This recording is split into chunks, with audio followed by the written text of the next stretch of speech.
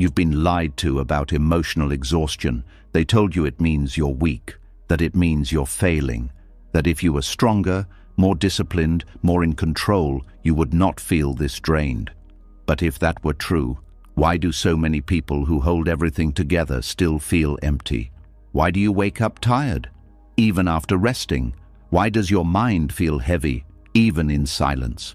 The truth is, emotional exhaustion is not something you fix by pushing harder. It is something you recover from by understanding what has been quietly draining you. And Buddhist teachings reveal a different way. For centuries, they have shown that healing does not come from force. It comes from awareness, from letting go, from no longer carrying what was never yours to hold. Tonight, as you listen to these teachings, something will begin to shift. Your mind will slow down. The pressure inside you will begin to soften. You'll feel a quiet sense of release, like weight gently falling off your shoulders. And when you wake up tomorrow, you may not feel completely new, but you will feel lighter, calmer, clearer, and closer to peace. This isn't just another audio to fall asleep to. This is your path to recover from emotional exhaustion. Are you ready? Let's begin. And now, before we go any deeper, pause for a second. There is a reason you are here, not by accident, not by coincidence, but because something inside you is tired of carrying what it no longer understands. That quiet heaviness you feel, it's not random. It's been trying to speak for a long time. And this is where everything begins to change. Because what if the exhaustion you've been fighting is actually trying to guide you? What if the loss of energy you've been judging is not a weakness, but a signal? Let's go deeper. There is a moment most people never notice. It's subtle, quiet, almost invisible. A task that once felt easy suddenly feels heavy. A conversation that once felt natural now feels draining. A life that once moved with some sense of flow begins to feel like effort everywhere. And the first reaction is always the same. Something is wrong with me. So you try to fix it. You push harder. You motivate yourself. You force your body forward even when your mind is asking for rest. You tell yourself this is just a phase, that you'll snap out of it, that you just need to be stronger. But the more you push, the more the exhaustion deepens, and that's the part that confuses you. Because effort is supposed to solve problems, right? So why does more effort make this worse? Because what you are experiencing is not a lack of energy, it is a misalignment with reality. In Buddhist understanding, the mind and body are not separate from truth. They are constantly reflecting it. When you are in alignment with what is real, energy flows naturally. Not perfectly, not endlessly, but steadily, quietly, without resistance. But when you begin to move against what is real, when you hold on to something that no longer fits, when you force yourself into roles, expectations, or situations that your inner state cannot sustain, energy begins to withdraw, not to punish you, but to stop you. This is the part most people miss. They think exhaustion is a failure of discipline, but it is actually a protection mechanism, a signal that says, this direction is not sustainable. And the body is very honest about this. It does not lie, it does not pretend, it does not negotiate with social expectations or personal pride. If something is too heavy, it will feel heavy. If something is misaligned, it will feel draining. If something is being forced, it will feel exhausting. But the mind, the thinking mind, often refuses to accept this, because the mind has been trained to value pushing over listening. From a young age, you are taught that success comes from effort, that endurance is strength, that stopping is weakness. So when your energy disappears, you don't question the direction, you question yourself. And that is where the real suffering begins, because instead of adjusting your relationship with what you're doing, you start attacking your own capacity. You call yourself lazy. You tell yourself you're not good enough. You compare yourself to others who seem to keep going effortlessly, and in doing so, you add another layer of exhaustion. Not just physical, but emotional.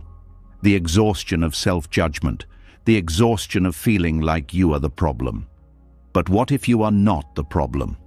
What if your exhaustion is clarity that you have not yet understood?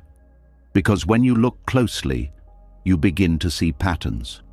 There are things that drain you quickly, even when they seem small.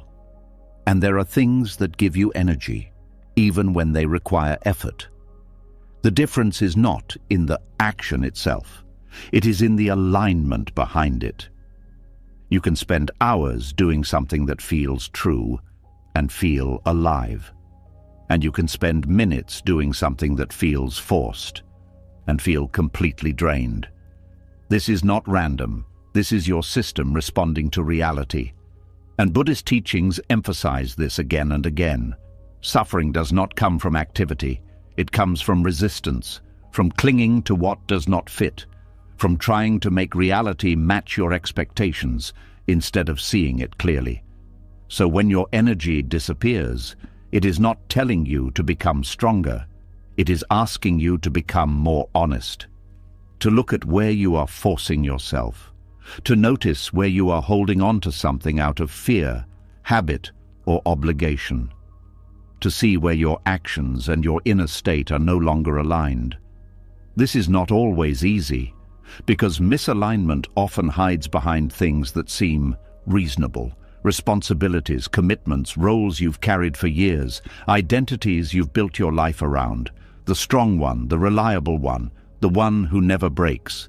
These identities feel important, they feel necessary, but they also come with a cost. Because when you attach yourself to being a certain kind of person, you stop listening to what you actually feel. You begin to act out of expectation instead of truth. And over time, that gap grows until your system can no longer sustain it. And that is when exhaustion appears. Not suddenly, but gradually, like a slow dimming of light. Less motivation, less clarity, less emotional capacity, until even small things feel overwhelming.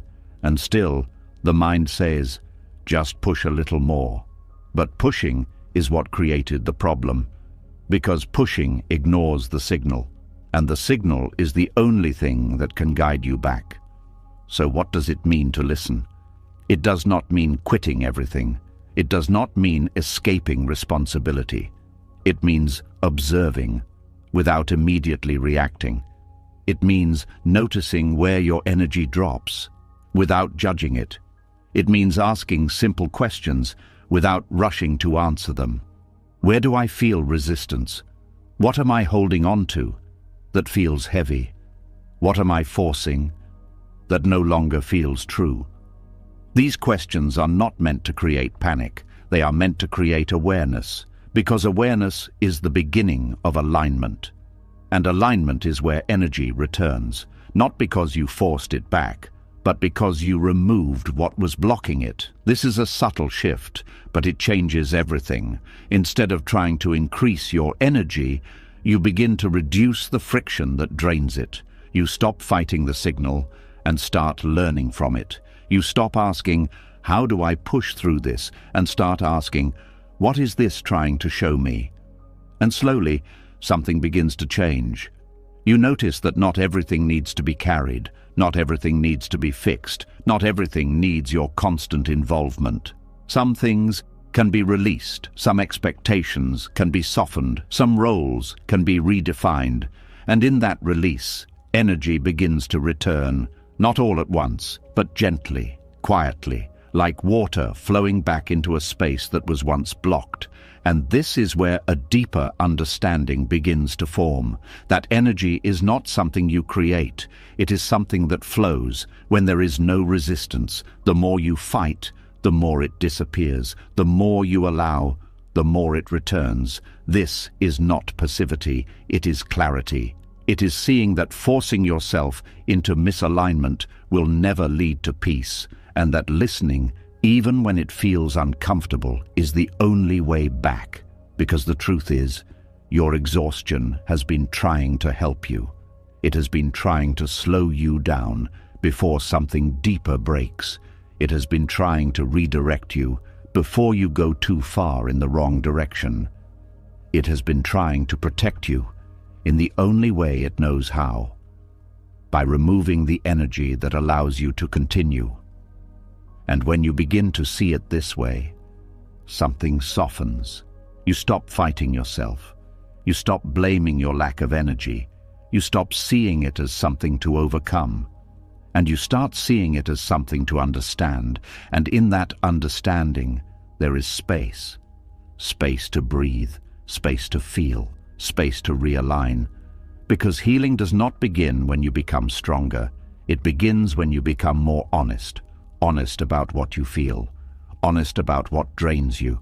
Honest about what no longer fits. And that honesty is not weakness. It is the beginning of clarity. And clarity is the foundation of energy. So if you feel tired right now, deeply tired, don't rush to fix it. Don't rush to escape it. Just sit with the possibility that your exhaustion is not the end of something. It is the beginning of seeing something clearly for the first time. And from that place, everything starts to shift. Not because you forced it, but because you finally listened. And once you begin to listen, really listen, something else starts to reveal itself. Because it's not just what you are doing that drains you, it's also what you are holding in silence. There is a quiet kind of damage that does not leave visible marks. No one sees it, no one hears it, but you feel it. A tightness in your chest that never fully relaxes. A heaviness in your body that has no clear cause. A strange fatigue that follows you even when nothing difficult is happening. And slowly, without realizing it, you begin to carry something you never released. Let's go deeper. There is a kind of violence that makes no sound. It does not shout. It does not break things. It does not leave bruises that others can see. But it slowly drains the life out of you. This is the violence of suppressed emotions. From very early in life, most people learn a rule that seems harmless, but shapes everything. Do not feel too much. Do not cry too long. Do not get too angry. Do not show too much sadness. Do not make others uncomfortable with what is happening inside you. So you learn to adjust yourself. You feel something, and immediately you reduce it. You soften your reaction. You hide your expression. You swallow the words that were about to come out. And over time, this becomes automatic. You don't even notice it anymore. You just say, "I'm fine," even when you are not. And this looks like control. It looks like maturity. It looks like strength. But underneath, something is building, because emotions are not things you can store without cost. They are movements. They are processes. They arise, they move, they dissolve, but only if they are allowed to complete themselves. When you interrupt that process, when you stop an emotion halfway, it does not disappear, it stays. Not as a clear feeling anymore, but as tension, as pressure, as something unresolved, and your body holds it. This is why emotional exhaustion is not always loud. It does not always come with breakdowns or obvious distress. Sometimes it is quiet, a constant background weight, a sense that something is off, but you cannot explain what. Because what you are feeling is not just one emotion, it is the accumulation of many. Moments where you wanted to speak, but stayed silent. Times you felt hurt, but acted like it didn't matter. Situations where you needed space, but kept showing up anyway. Each of these moments leaves a trace, and those traces add up. The mind becomes heavier, the body becomes tighter, and energy begins to fade, not because life is too much, but because too much has been left unfinished inside you. This is something Buddhist teachings understand very deeply. They do not see emotions as problems to fix. They see them as natural events, temporary movements of the mind, but only temporary if they are allowed to move. When you resist them, when you push them away, when you deny them, you create what can be called emotional residue, something that lingers beyond its natural lifespan. And the effort it takes to hold that residue in place is what drains you. Think about what it takes to keep something submerged underwater. You have to keep applying pressure. The moment you stop, it rises. That is what suppression is. A constant pressure, a constant effort. And that effort consumes energy. Even when you are doing nothing on the outside, something inside you is working very hard, holding things down, keeping things quiet, maintaining the image that everything is okay, and over time, that becomes exhausting. But here is the part most people do not realize. Suppression does not only affect how you feel, it also affects how clearly you can think. Because when emotions are not allowed to move, they do not just sit quietly. They distort your perception. You become more reactive, even if you don't show it. You become more sensitive, even to small things. You feel overwhelmed without knowing why, because the system is already carrying too much. So even a small addition feels like too much. This is why emotional exhaustion can feel confusing, because your reaction does not always match the situation. Something small triggers something big, and you think, why am I like this?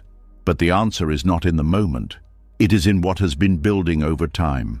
Unfelt sadness, unspoken frustration, unacknowledged disappointment, all waiting, all stored, all quietly draining your energy. And because it has been there for so long, it begins to feel normal. You forget what it feels like to be light, to feel without resistance, to let something pass through you without holding on to it. You get used to carrying. You get used to managing. You get used to being fine. But being fine is often just another form of suppression. It is the middle ground between feeling and not feeling. A controlled version of yourself, safe but heavy. And this is where the quiet violence continues, not because something is attacking you, but because you are constantly denying something within you, not intentionally, not consciously, but habitually.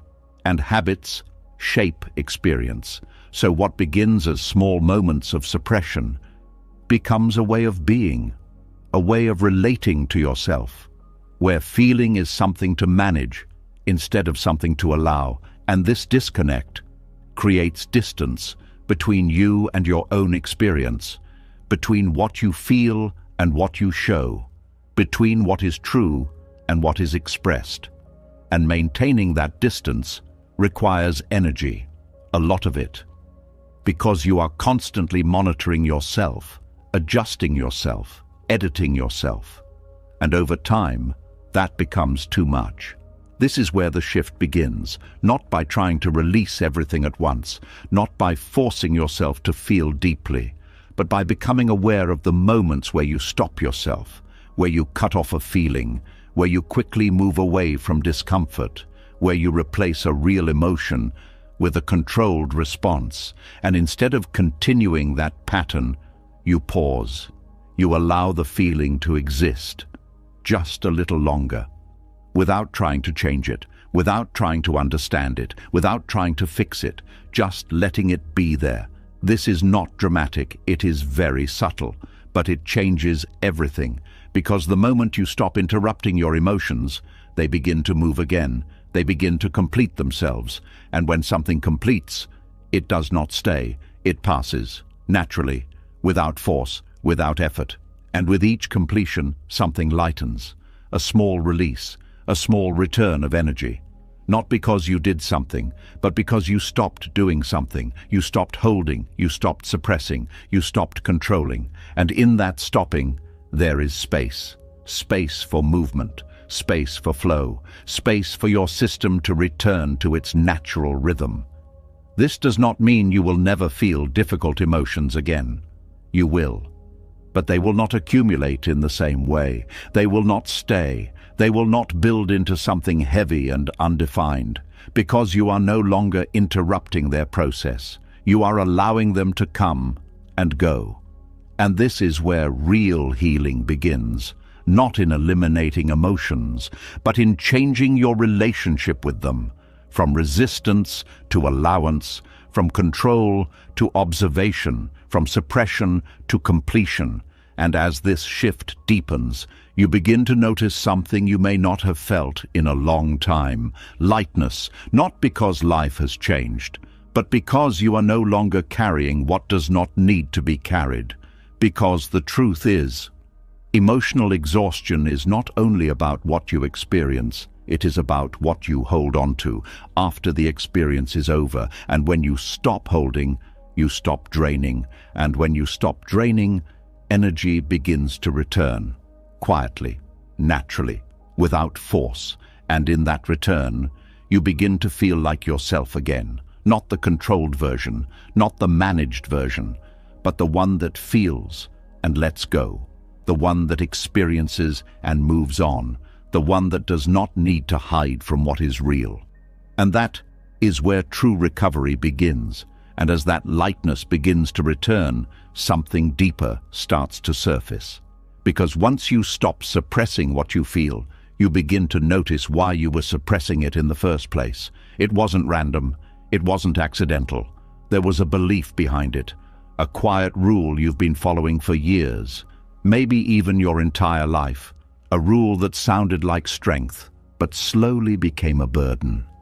And if you look closely, it has shaped the way you relate to yourself more than anything else. Let's go deeper. There is a sentence that has lived in your mind for a very long time. It doesn't always speak loudly, but it controls a lot of your actions. I must be strong. It sounds powerful. It sounds admirable. It sounds like something to be proud of, but there is something hidden inside it, something that quietly demands that you do not feel too much. Because in the version of strength you were taught, emotions were seen as weakness. Tears were something to hide. Fear was something to overcome. Sadness was something to push through. And vulnerability was something to avoid. So you built an identity around this idea. You became the one who holds it together, the one who doesn't break, the one others can rely on. And over time, this identity became automatic. You didn't choose it anymore. You just lived it, even when it was costing you. Because identity is powerful. Once you believe this is who I am, you begin to protect that image, even if it hurts you. So when you feel something intense, you don't ask, "What am I feeling?" You ask, "How do I stay strong right now?" And in that question, the emotion is already being pushed away. Not because you don't feel it, but because you think you shouldn't. This is the illusion. Strength was never supposed to mean suppression, but somewhere along the way, it became that.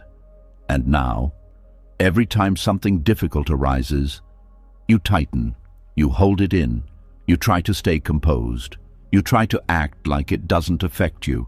And on the outside, it looks like control, but on the inside, it creates pressure. Because strength that is built on resistance is not stable, it is fragile. It requires constant effort, constant monitoring, constant suppression. And that is exhausting.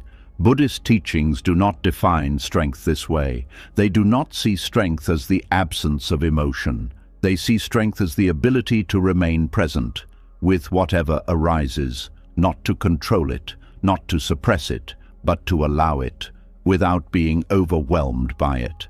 There is a big difference. One version of strength says, "Do not feel." The other says, "Feel without losing yourself." The first one creates tension. The second one creates freedom. But most people were never taught the second, so they continue carrying the first. Even when it no longer works, even when it drains them, even when it disconnects them from themselves. Because letting go of that identity feels dangerous. If I'm not the strong one, then who am I? If I allow myself to feel, will I lose control? If I stop holding everything together, what happens next?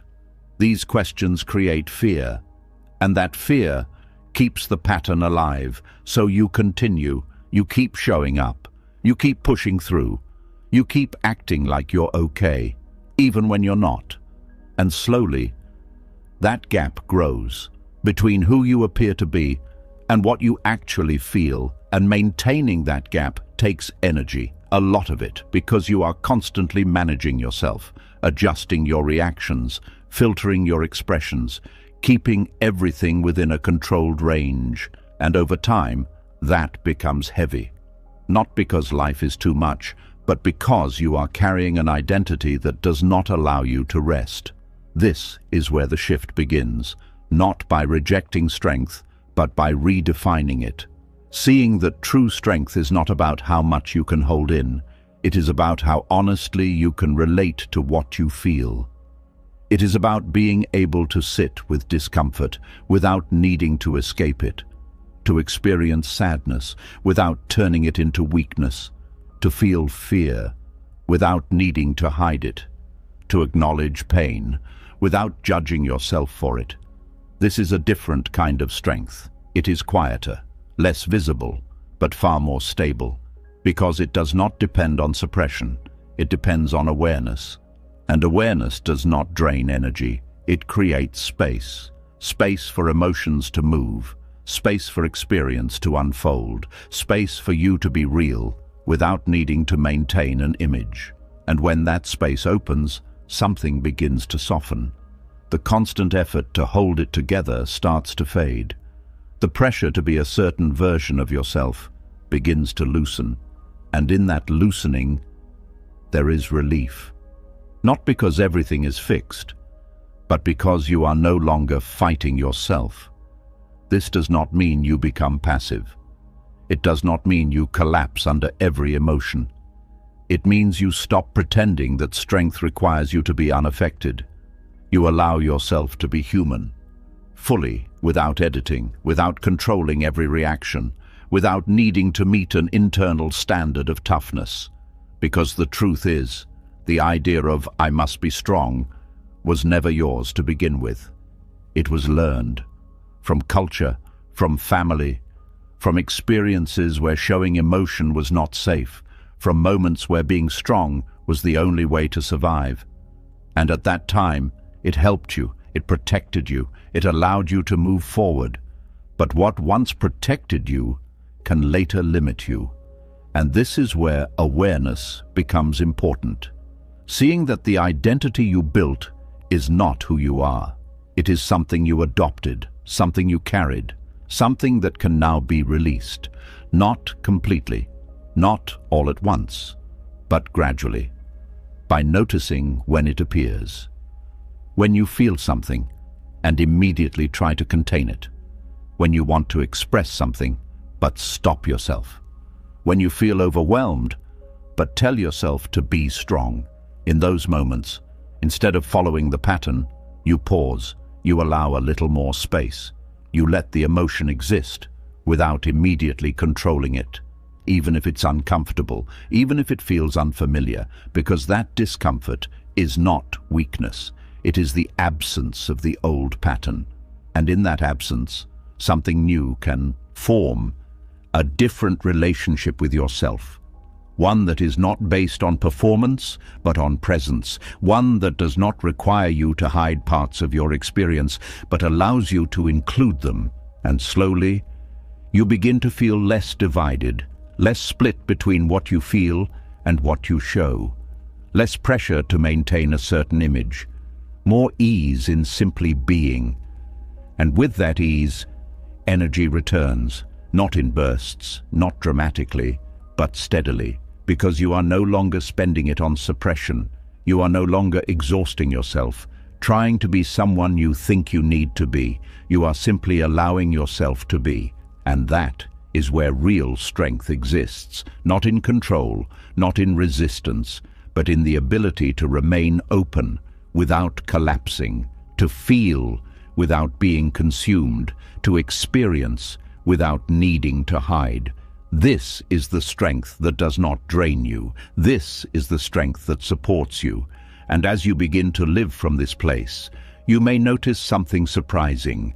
You are still strong, but not in the way you used to be. You are strong because you are honest, because you are present, because you are no longer afraid of what you feel.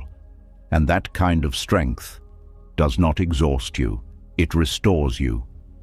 And in that restoration, you begin to understand something clearly, that the version of strength you were holding on to was never meant to last forever.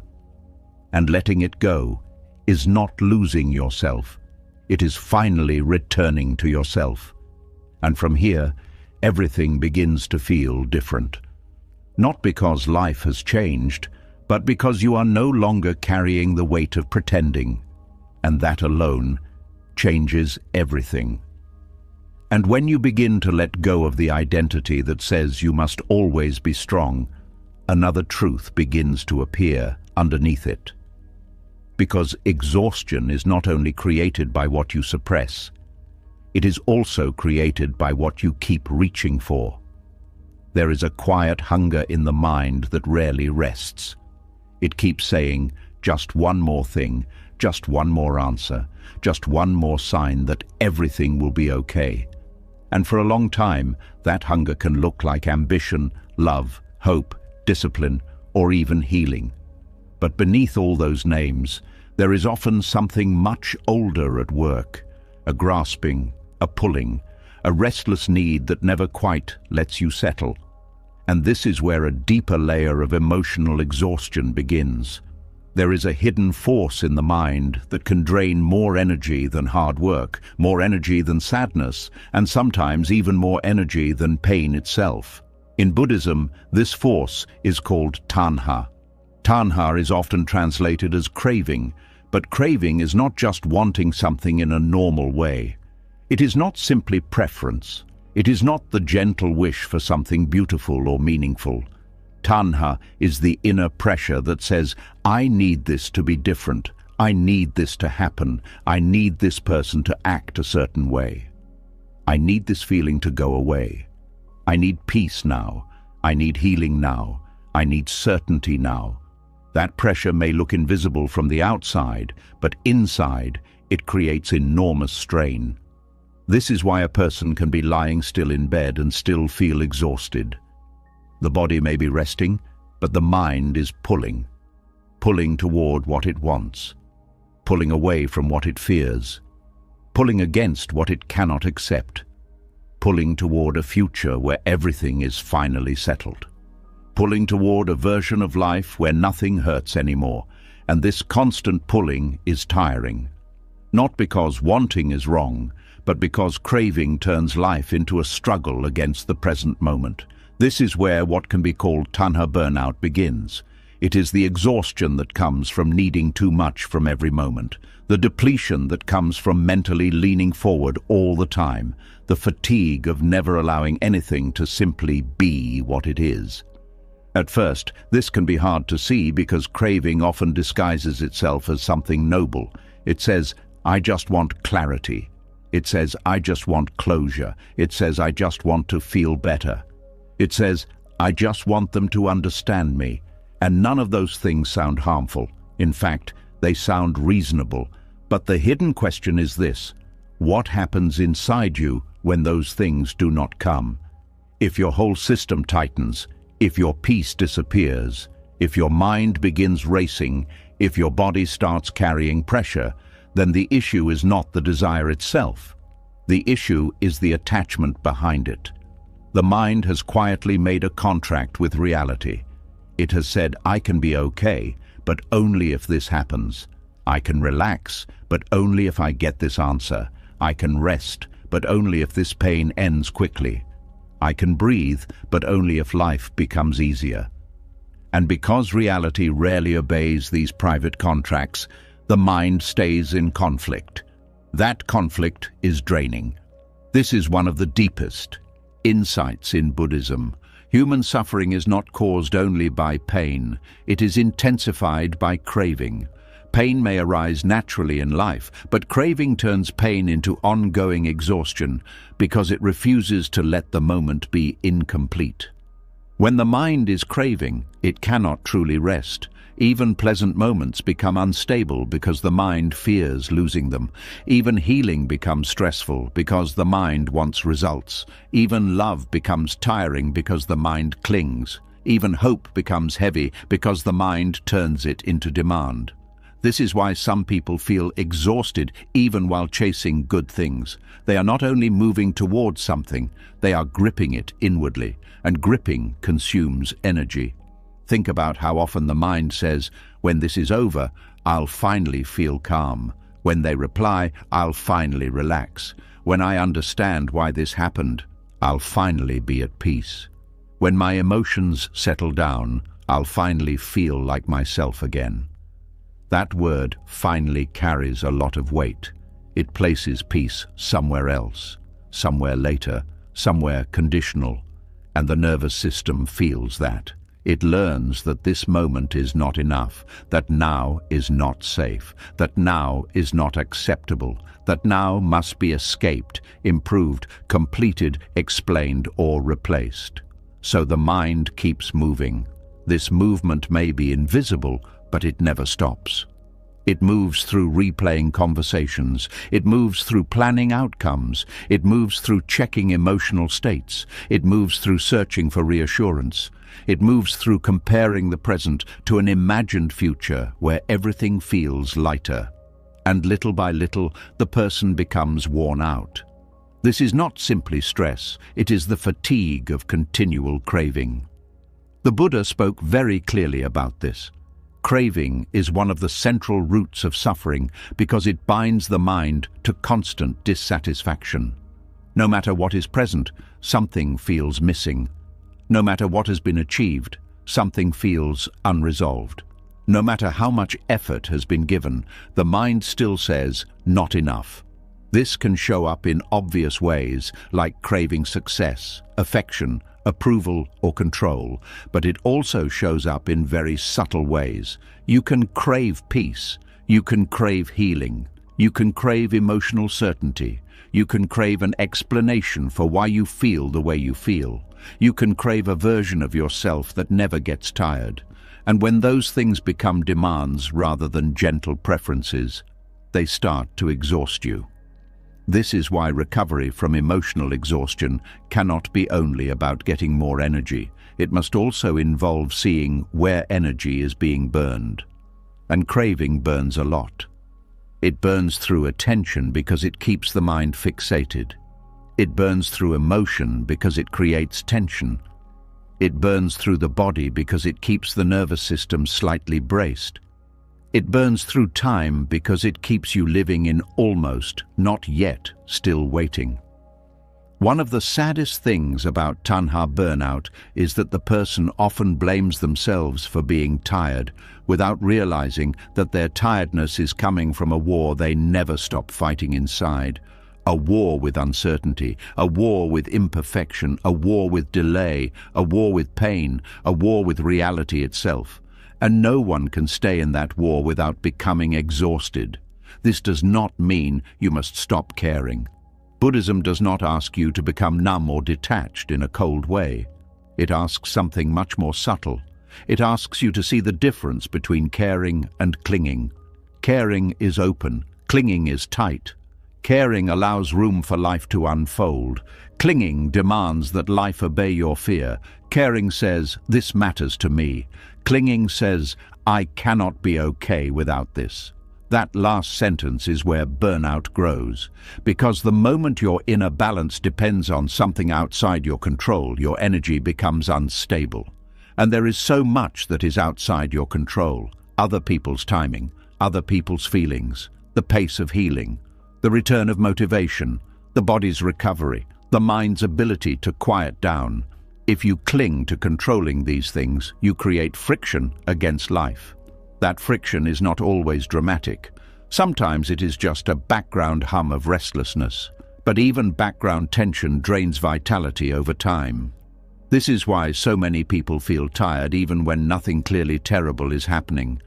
The exhaustion is not always coming from events. It is coming from the internal demand that events must resolve in a certain way. Once you start seeing this, your whole understanding of exhaustion begins to change. You realize that some of your tiredness is not from doing too much. It is from wanting too tightly, wanting the conversation to go differently, wanting the person to change, wanting the memory to stop hurting, wanting your mind to be quiet immediately, wanting your path to make perfect sense, wanting your emotions to move on your schedule, wanting life to match the picture in your head. There is nothing shameful in this. It is deeply human, but it is still exhausting. And if it is not seen clearly, it becomes a permanent engine running beneath everything. It pushes you even when you are trying to rest. It keeps your heart leaning forward even when your body is still. It makes simple moments feel incomplete because the mind is always asking, what next? What now? How long? When will this end? When will I feel better? When will I arrive? This is why one of the greatest forms of healing is not getting everything you want. It is loosening the inner grip that says you need it in order to breathe. That loosening is how tanha begins to dissolve. Not through force, not through pretending you do not care, not through scolding yourself for craving, but through awareness, gentle, honest, repeated awareness. You begin by noticing craving as sensation, not just thought.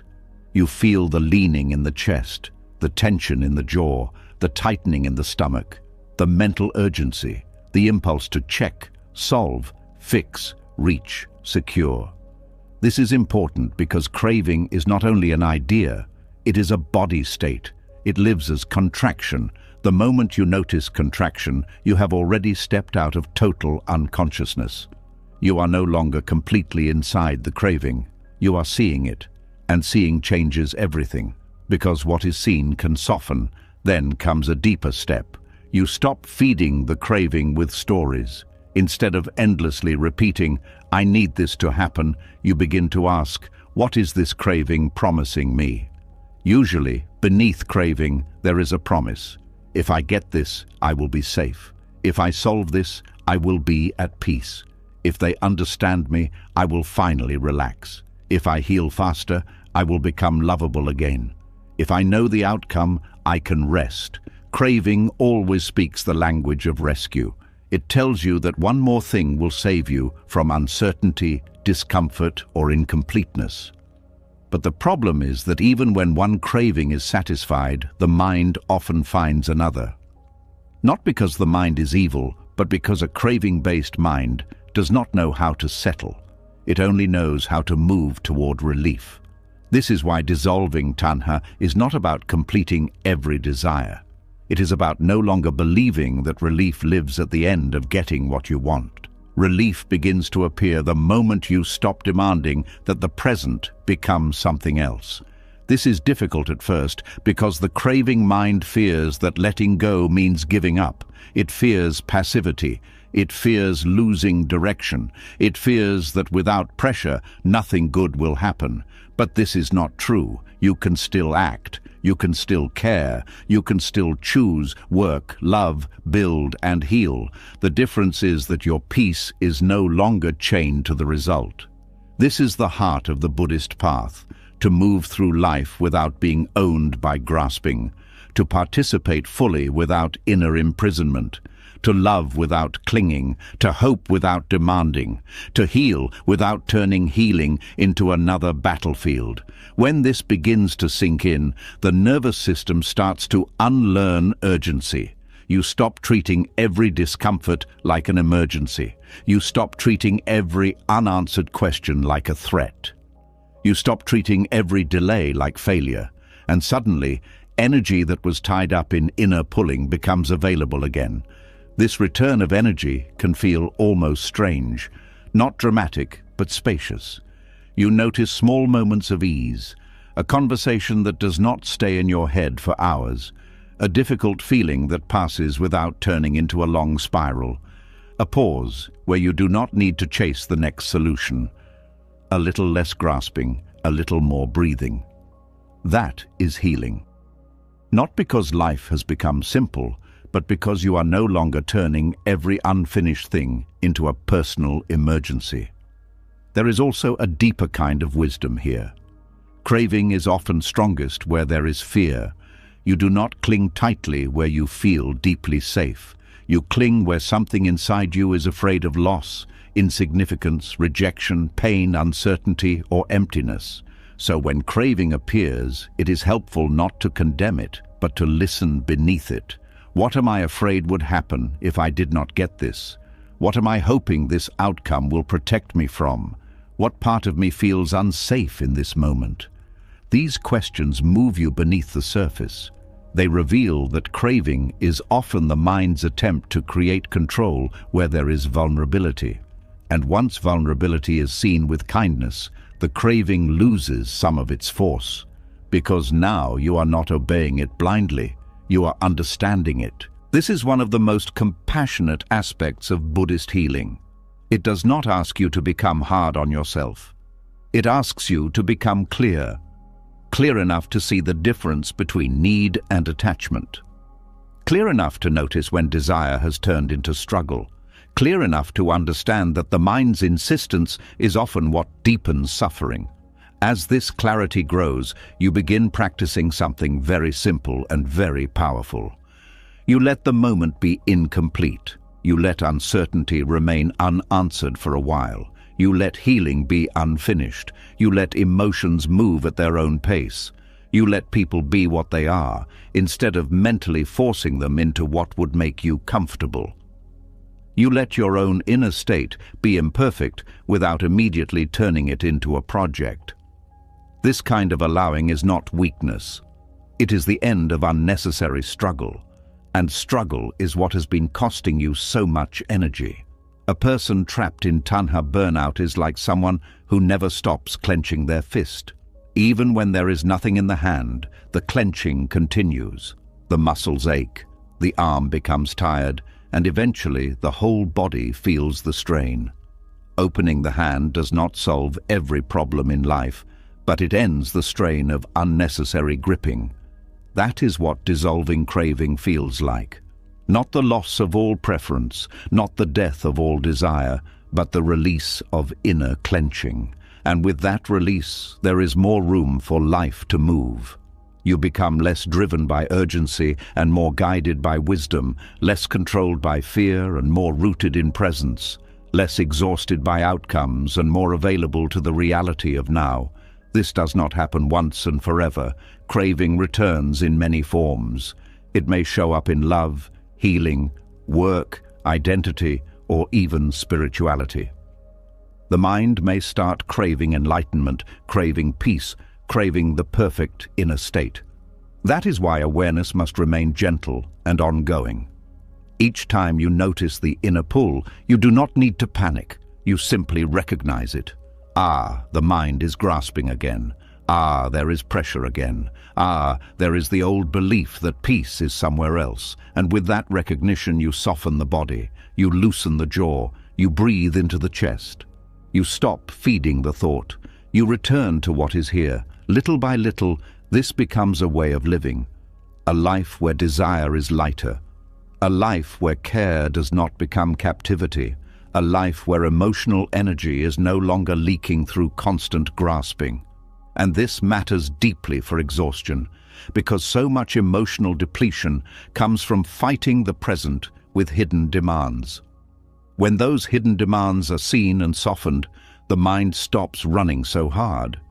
And when the mind stops running so hard, the body finally gets a chance to recover.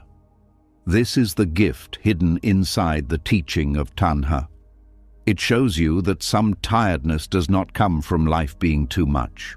It comes from the mind refusing to stop pulling against life. Once that pulling eases, even a hard season can feel more breathable. Even pain can be met with more softness. Even uncertainty can exist without destroying your peace. And from there, something precious begins to return. Not excitement, not intensity, but steadiness. a quiet, grounded steadiness that does not need everything to be resolved before it can exist. That steadiness is one of the deepest forms of healing, because emotional exhaustion is not only healed by rest, it is healed by the end of inner struggle, and craving, when unseen, is struggle. But when seen clearly, it can loosen, and when it loosens, you discover that you do not need to force peace into your life. Peace was being crowded out by grasping. As the grasping softens, peace has space to reappear, not as a reward, not as something you achieve, but as what remains when the mind finally stops saying, "This moment is not enough." And in that quiet enoughness, energy begins to gather again, slowly, naturally, without being chased, without being demanded, without being squeezed out of life. It returns because the hidden engine of exhaustion is no longer burning so hot. And for the first time in a long time, you are not leaning toward the next thing that will supposedly save you. You are here, breathing, feeling. Not complete, but not at war. Still healing, but no longer driven by panic. Still human, but less imprisoned by craving. And that is where recovery becomes real. Not when everything is finally perfect, but when the mind no longer needs perfection in order to rest. And as that inner grasping begins to soften, as the mind slowly stops pulling so tightly against life, something else becomes visible. Because even when craving quiets down, there can still be a weight that remains. A different kind of pressure. Not coming from what you want, but from who you believe you have to be. There is a role you have been carrying, quietly, consistently, without question.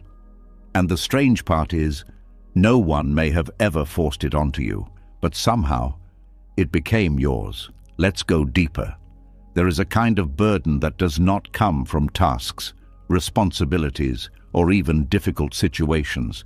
It comes from identity, from the roles you have slowly built around yourself. Over time, the helper, the fixer, the strong one, the reliable one, the one who always understands, the one who never needs anything. At first, these roles feel meaningful. They give you a sense of purpose. They make you feel needed, respected, valuable.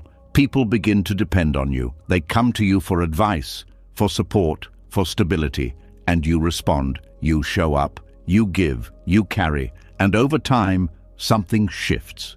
What started as a choice becomes an expectation, not just from others, but from yourself. You no longer ask, "Can I handle this right now?" You ask, "How do I make sure I don't fail this role?" And that question changes everything. Because now, you are no longer acting from presence, you are acting from identity. And identity does not rest. It demands consistency, it demands performance, it demands that you remain the same, even when your internal state is changing. So even when you are tired, you still help. Even when you are overwhelmed, you still fix. Even when you need support, you still stay strong. Because that is who you believe you are. And slowly, that belief becomes heavy. Not because helping is wrong, not because being strong is bad, but because you are doing it without space, without choice, without checking if you have the energy to give. This is where the unseen collapse begins. Not in one dramatic moment, but in small, repeated acts of self-neglect. Moments where you ignore your own limits, moments where you silence your own needs, moments where you carry something. Not because you can, but because you feel you must, and each of those moments takes something from you. A little bit of energy, a little bit of clarity, a little bit of emotional space, until one day you feel empty. Not because life is too much, but because you have been giving from a place that never refills. This is the weight of invisible roles. They are invisible because no one sees the pressure behind them. From the outside, you look capable. You look dependable. You look like you have everything under control. But inside, you are tired. Not just physically, but deeply, because you are constantly managing the gap between how you feel and how you believe you must show up. And maintaining that gap is exhausting. Buddhist teachings point to something very important here. They remind you that identity is not fixed. It is not who you are. It is something you create, and then forget that you created it. You begin to treat it as truth, as something that cannot change, but it can. And more importantly, it should. Because life is not static. Your energy changes, your capacity changes, your emotional state changes. But when you are attached to a role, you try to remain constant. And that creates friction. You are forcing yourself to stay the same in a system that is always moving. And that friction drains you. Think about how often you say yes when something inside you wants to say no. Not because you don't see the cost, but because the role says you should. Think about how often you listen, support, advise, hold space for others while no one is holding space for you. Not because people don't care, but because you have trained them to see you as the one who doesn't need anything. And over time, that becomes your reality. You become surrounded by people, but emotionally alone, because you are always the giver, never the receiver, always the one who understands, never the one who is allowed to be confused, always the one who stays calm, never the one who breaks. And this imbalance slowly wears you down, not in obvious ways, but in quiet ways. You lose the ability to check in with yourself. You lose the habit of asking what you need. You lose the permission to step back without guilt. Because stepping back feels like failure. It feels like you are no longer being who you are supposed to be. And that fear keeps you locked in the role, even when it is costing you your energy, even when it is draining your emotional life, even when it is disconnecting you from yourself. This is where awareness becomes essential. Not to judge yourself, but to see clearly. To notice the moments where you are acting from identity instead of presence. To recognize when you are giving, not because it feels right, but because it feels required. To feel the difference between genuine willingness and internal pressure, because they are not the same. One is light, the other is heavy. One comes with openness, the other comes with tension, and your body knows the difference. You can feel it, a slight resistance, a subtle tightness, a quiet sense of, I don't actually want to do this, but I feel like I have to. That feeling is important. It is not something to ignore. It is a signal that the role is taking over. And when the role takes over, you lose touch with choice. You stop acting freely. You start acting automatically. And automatic patterns are what keep exhaustion in place, because they do not adapt. They repeat. No matter how you feel, no matter how tired you are, no matter how much you need space, they keep going until something breaks. And that breaking point often feels sudden, but it has been building for a long time. Through every moment you ignored your own limits. Through every time you chose the role over your own well-being. Through every situation where you carried more than you could hold. So what is the way out? It is not about abandoning who you are. It is not about becoming selfish or distant. It is about loosening the grip of identity, allowing yourself to be more than just one version of yourself, allowing yourself to shift, to have days where you are not the strong one, to have moments where you are not the helper, to have space where you are not responsible for everything. This does not make you less. It makes you real, because no one can exist in one role all the time without becoming exhausted. Life requires flexibility, and flexibility requires letting go of fixed identities. This begins with small changes, very small. You start noticing when you are about to say yes automatically, and you pause. You give yourself a moment. You check in. Do I have the energy for this? Do I want to do this? Or do I feel obligated? And sometimes the answer will be uncomfortable, because you will realize that you have been acting out of obligation more than you thought. But that realization is not a problem. It is clarity, and clarity gives you choice. You may still choose to help, but now it is a conscious choice, not a forced one. And that changes how it feels, because when you choose freely, there is less resistance, and less resistance means less exhaustion. You also begin to allow yourself to receive, not in a dramatic way, but in simple ways. Letting someone listen to you without turning the conversation back to them. Letting someone support you without minimizing your need. Letting yourself be seen, not as the strong one, but as a human being. This can feel uncomfortable at first because it breaks the pattern, but it also restores balance. And balance is where energy returns, because giving and receiving are meant to flow together, not exist in one direction. When you only give, you deplete. When you allow yourself to receive, you replenish. And over time, this begins to shift your entire experience. You feel less pressure, less responsibility to hold everything together, less need to maintain an image, more space to simply be. And in that space, something important happens. You reconnect with yourself, not the role, not the identity, but the part of you that exists beneath all of that, the part that feels, the part that knows, the part that can sense when something is too much, and when something is right. And when you reconnect with that, you stop living from expectation. You start living from awareness, and awareness does not exhaust you. It guides you gently, clearly, without force. So the next time you feel tired, look beyond what you are doing. Look at who you are trying to be and ask yourself, is this something I am choosing or something I feel I must maintain? Because sometimes the exhaustion is not coming from life. It is coming from the weight of a role you no longer need to carry. And the moment you begin to loosen that weight, even slightly, you will feel it. A small shift, a little more space, a little more breath, a little more energy returning. Not because everything is fixed, but because you are no longer holding yourself in a shape that does not allow you to rest. And from that place, healing continues, quietly, naturally, without force.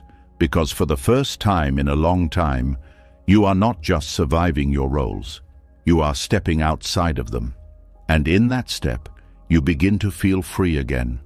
And as that sense of freedom begins to open, as the weight of roles starts to loosen, another pattern quietly reveals itself.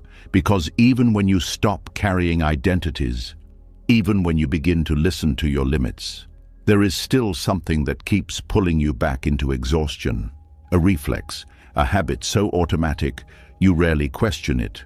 The moment something painful appears, you try to change it, to fix it, to explain it, to escape it, and without realizing it, that reaction is where much of your energy disappears. There is a different way of meeting pain, a way that feels unfamiliar at first, but slowly restores what has been lost. Let's go deeper. There is a simple truth that is difficult to accept. Pain is not what exhausts you the most. It is your resistance to pain. The moment discomfort appears in the body or mind, something inside you tightens, a quiet reaction. This shouldn't be here. And from that moment, the struggle begins. You start searching for a way out. You try to distract yourself. You try to think your way through it. You try to replace it with something better. You try to speed up the process so it ends quickly. And all of that effort, all of that movement consumes energy. Not because you are doing something wrong, but because you are interfering with something that was already designed to pass. In Buddhist understanding, emotions are not permanent states. They are events. They arise, they stay for a while, and they dissolve. But only when they are allowed to follow their natural course. The moment you interfere, the process changes. Instead of moving through you, the emotion gets stuck. Not because it wants to stay, but because you are holding it in place. This is what non-interference means. It does not mean you like the pain. It does not mean you accept it in a passive way. It means you stop trying to control its existence. You stop arguing with it. You stop demanding that it leave immediately. You allow it to be present without turning it into a problem to solve. This is very different from how most people have learned to relate to pain. From a young age, you are taught to fix discomfort quickly. If something hurts, do something about it. If something feels wrong, change it. If something is unpleasant, avoid it. And this works well for physical situations. But emotional experience does not follow the same rules, because emotions are not problems, they are processes, and processes cannot be rushed without consequence. When you interfere with pain, you extend it. When you allow pain, you shorten it. This sounds strange at first, because the mind believes that doing something is always better than doing nothing. But in this case, doing less creates more space. And that space is what allows the emotion to complete itself. Think about what happens when you feel something uncomfortable, a wave of sadness, a surge of anxiety, a tightness in your chest. The sensation appears, and almost immediately the mind reacts.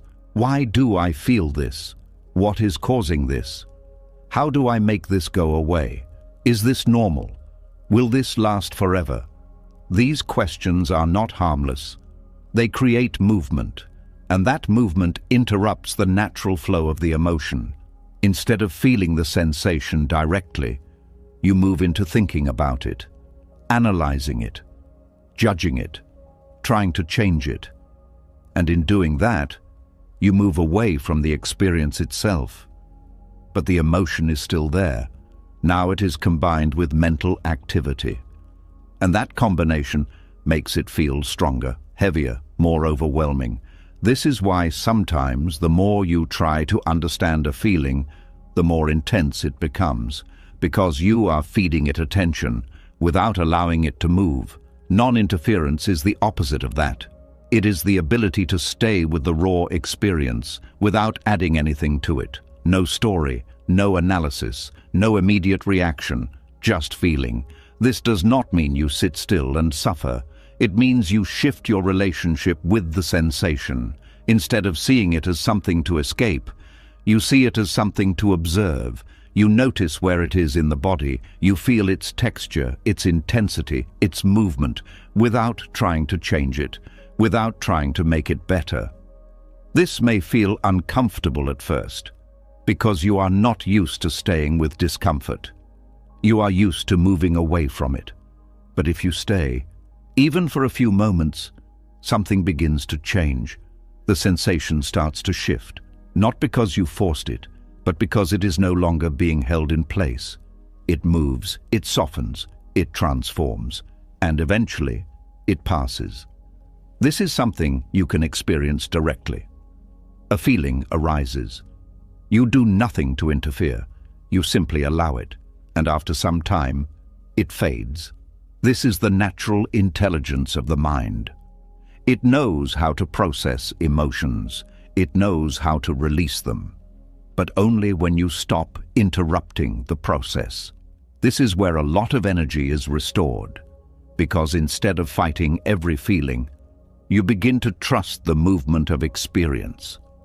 You stop seeing emotions as threats.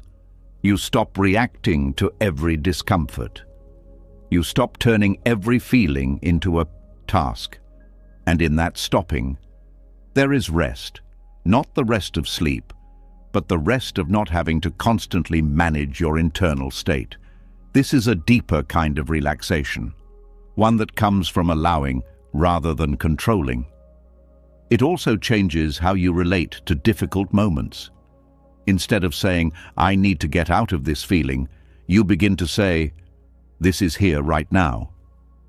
And that shift removes pressure, because you are no longer trying to be somewhere else. You are simply acknowledging where you are. And acknowledgement is lighter than resistance. Resistance creates tension. Acknowledgement creates space. and space allows movement. This does not mean you will never feel discomfort again. It means discomfort will no longer trap you in the same way, because you are no longer adding layers to it. You are not turning it into a problem. You are not turning it into a story. You are letting it be what it is, a temporary experience.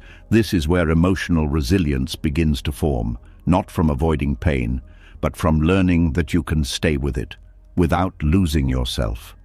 That you can feel something intense and still be present. That you can experience discomfort without needing to escape. And over time, this builds a quiet confidence, not the loud confidence of control, but the steady confidence of trust.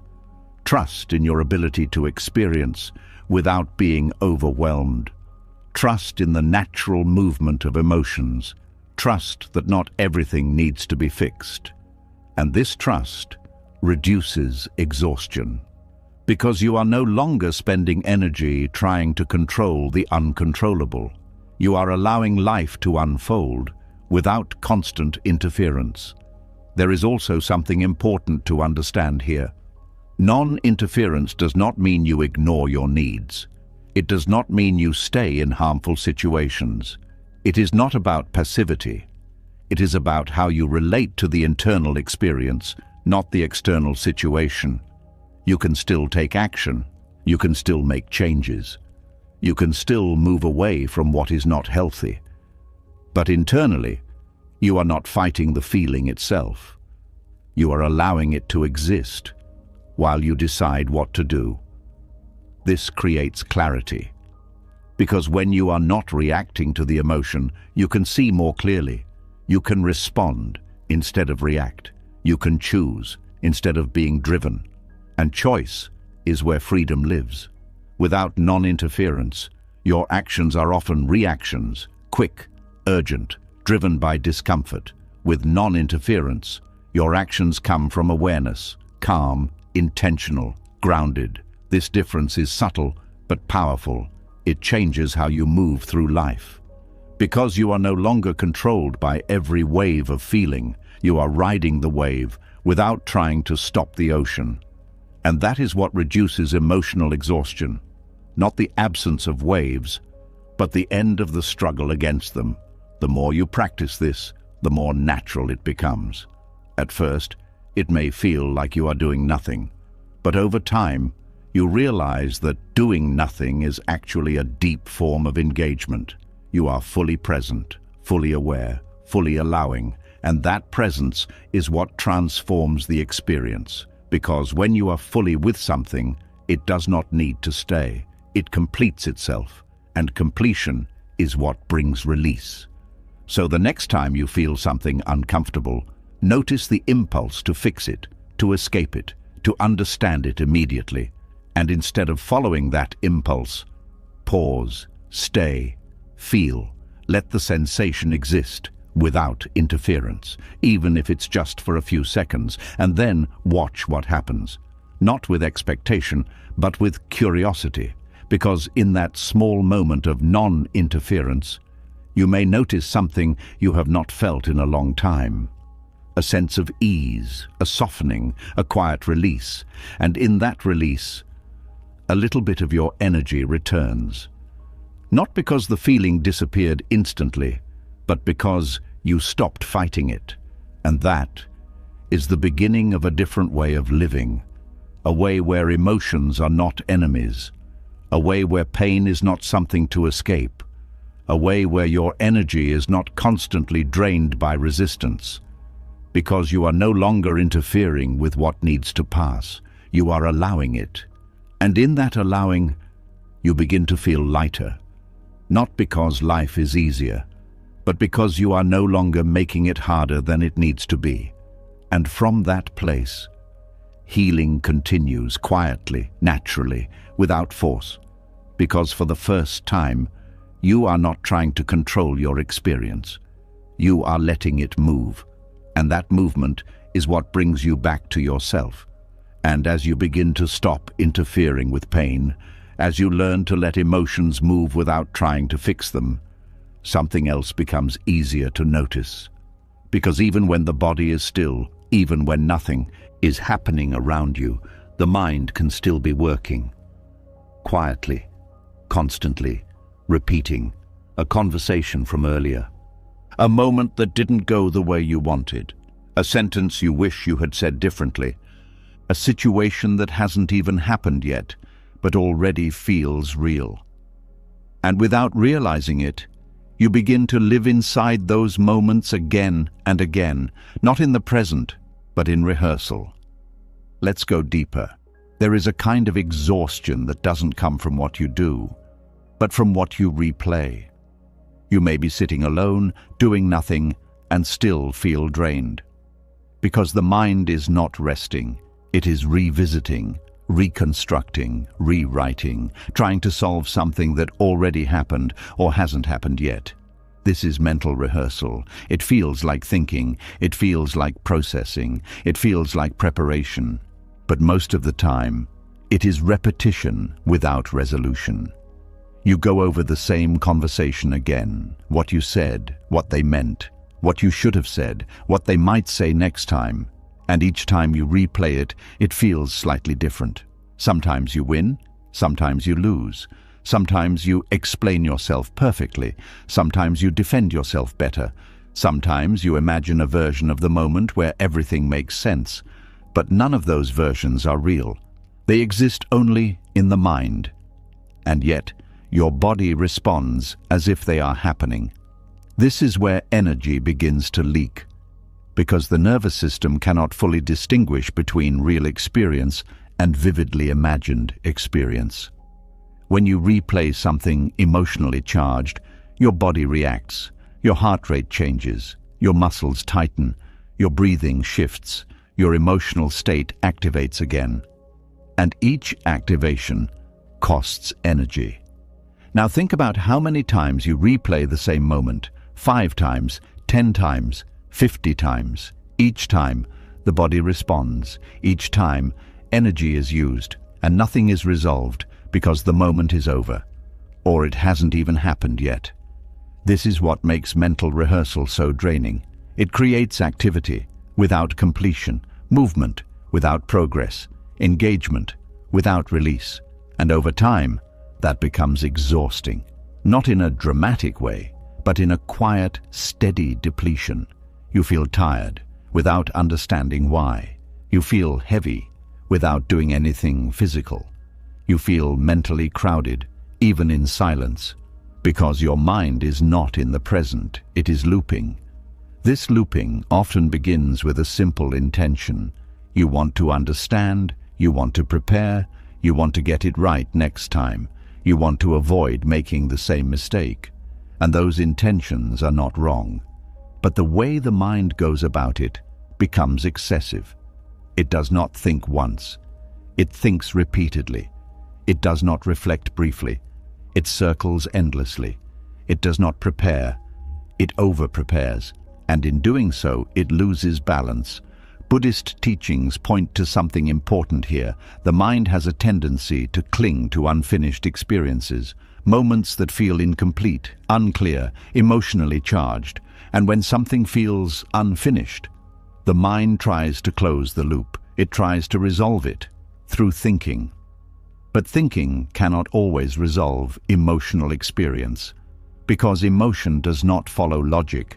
You cannot think your way out of something that needs to be felt, or accepted, or simply allowed to pass.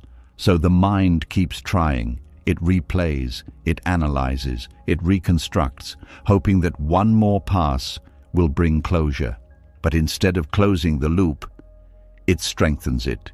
Each repetition makes the pattern more familiar, more automatic, more accessible, until it becomes a habit, a default response. Anytime something slightly uncomfortable happens, the mind goes back. It starts rehearsing. And you may not even notice it at first. It feels normal. It feels like something you've always done, but the cost is there. In your energy, in your attention, in your ability to rest. Because true rest is not just the absence of physical activity. It is the absence of mental looping. And when the mind is rehearsing, it is not resting. Even if you are lying down, even if your eyes are closed, even if everything around you is quiet. Inside, there is movement, and that movement keeps the system active. This is why sometimes you can lie in bed for hours and still wake up tired, because your body was still, but your mind was not. It was busy replaying, rehearsing, trying to fix something that cannot be fixed in thought. This becomes even more intense when the rehearsal involves emotion, because now it is not just thinking, it is feeling. You relive the frustration, the embarrassment, the disappointment, the confusion, and each time you relive it, it feels real again, as if it is happening now. So instead of the emotion passing, it is renewed again and again, and this renewal is what keeps it alive. Not the original event, but the repeated engagement with it. This is where the shift begins, not by trying to stop thinking completely. That is not realistic. The mind thinks. That is its nature. But there is a difference between thinking once and thinking repeatedly, between reflecting and rehearsing, between observing and looping. The first step is awareness, noticing when the mind goes back, noticing the moment the replay begins. It often starts subtly. A memory appears, a sentence forms, a scenario begins, and before you know it, you are inside it, replaying, adjusting, responding. But now, instead of continuing automatically, you pause, you notice. The mind is rehearsing. This recognition is important because it creates distance. You are no longer completely inside the loop. You are seeing it, and what is seen can be softened. The next step is not to fight the thought. Fighting creates more tension, more resistance, more energy loss. Instead, you allow the thought to be there, without following it, without building on it, without adding more detail. You let it exist, like a sound in the background. And then you gently return your attention to what is present, your breath, your body, the space around you, not in a forced way, but in a quiet, steady way. This is not about pushing the thought away. It is about not feeding it, because thoughts gain strength through attention. The more you engage, the more they grow. The less you engage, the more they fade. Over time, this changes the pattern. The mind still produces thoughts, but they no longer pull you in as strongly. They pass instead of looping. This reduces the energy leak, because you are no longer reactivating the same experience repeatedly. You are allowing it to move through once, and then letting it go. There is also something important to understand about closure.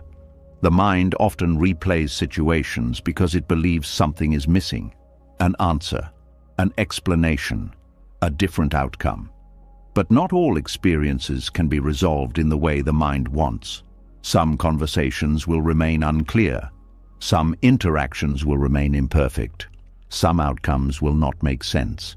And if you keep trying to resolve them mentally, you will stay in the loop. Because the solution does not exist in thought. It exists in acceptance, in allowing the moment to remain incomplete, without needing to fix it. This is difficult, because the mind prefers certainty. It prefers clear endings, but life does not always provide that. And learning to live with that uncertainty is what frees you from endless rehearsal. You begin to see that not every thought needs to be completed. Not every scenario needs to be explored. Not every conversation needs to be reworked. Some things can simply be left as they are. And in leaving them, you create space. Space in the mind, space in the body, space in your energy, because you are no longer carrying the weight of constant mental activity.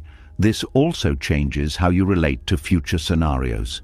The mind often rehearses not just the past, but the future. What if this happens? What if that goes wrong? What if I say the wrong thing?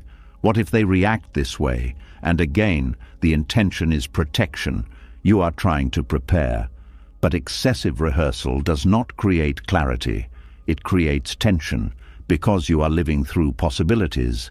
as if they are real, and your body responds accordingly.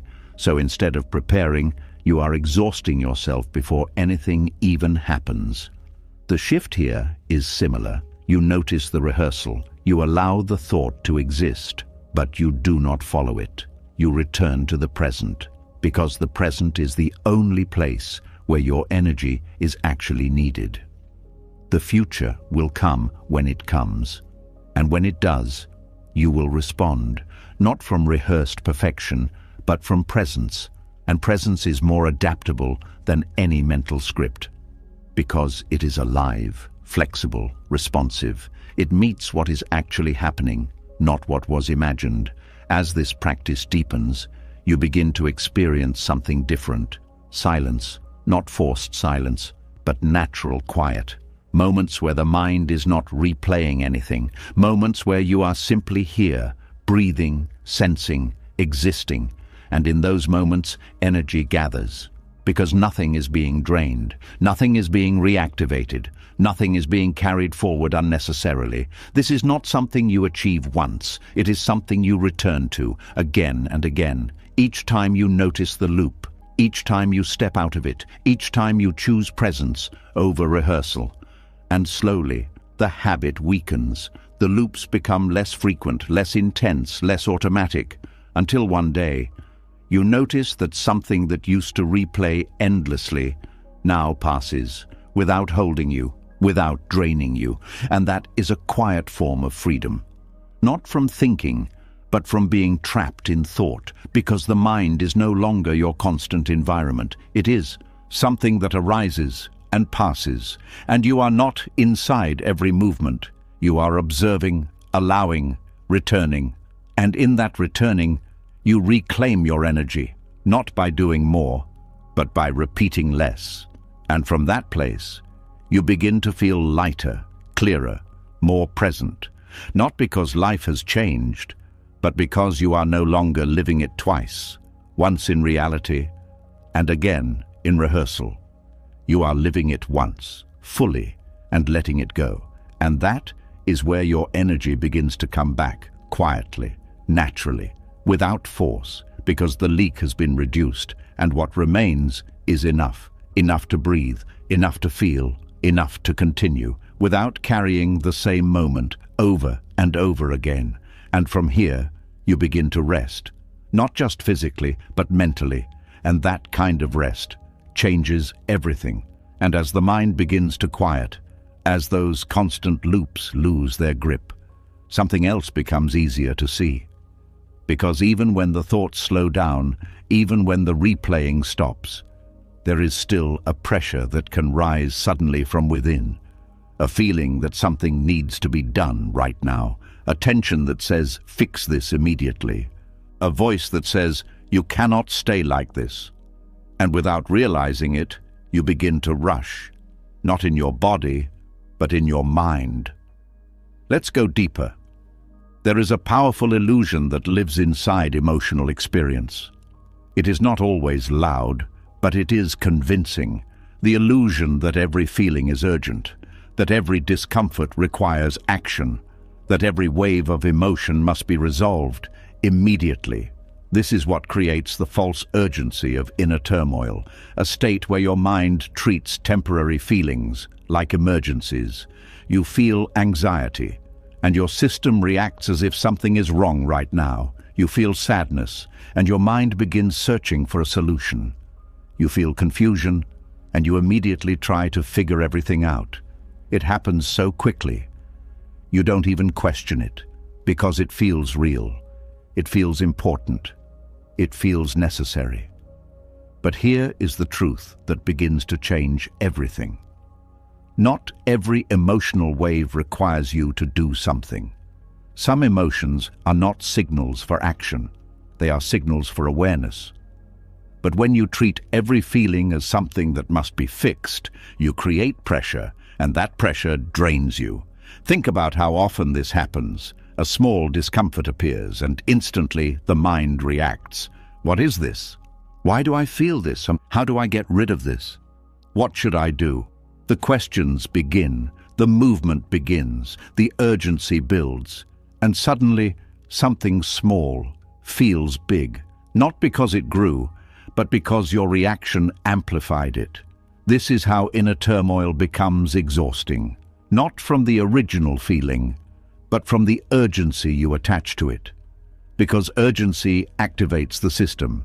It speeds up your thoughts, it tightens your body, it narrows your attention.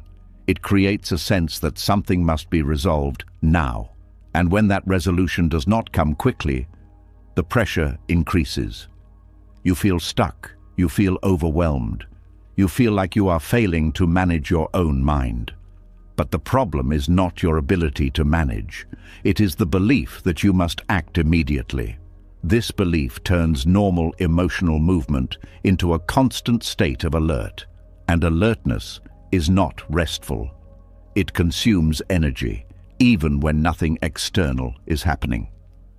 Buddhist teachings offer a very different perspective. They show that emotions are like waves.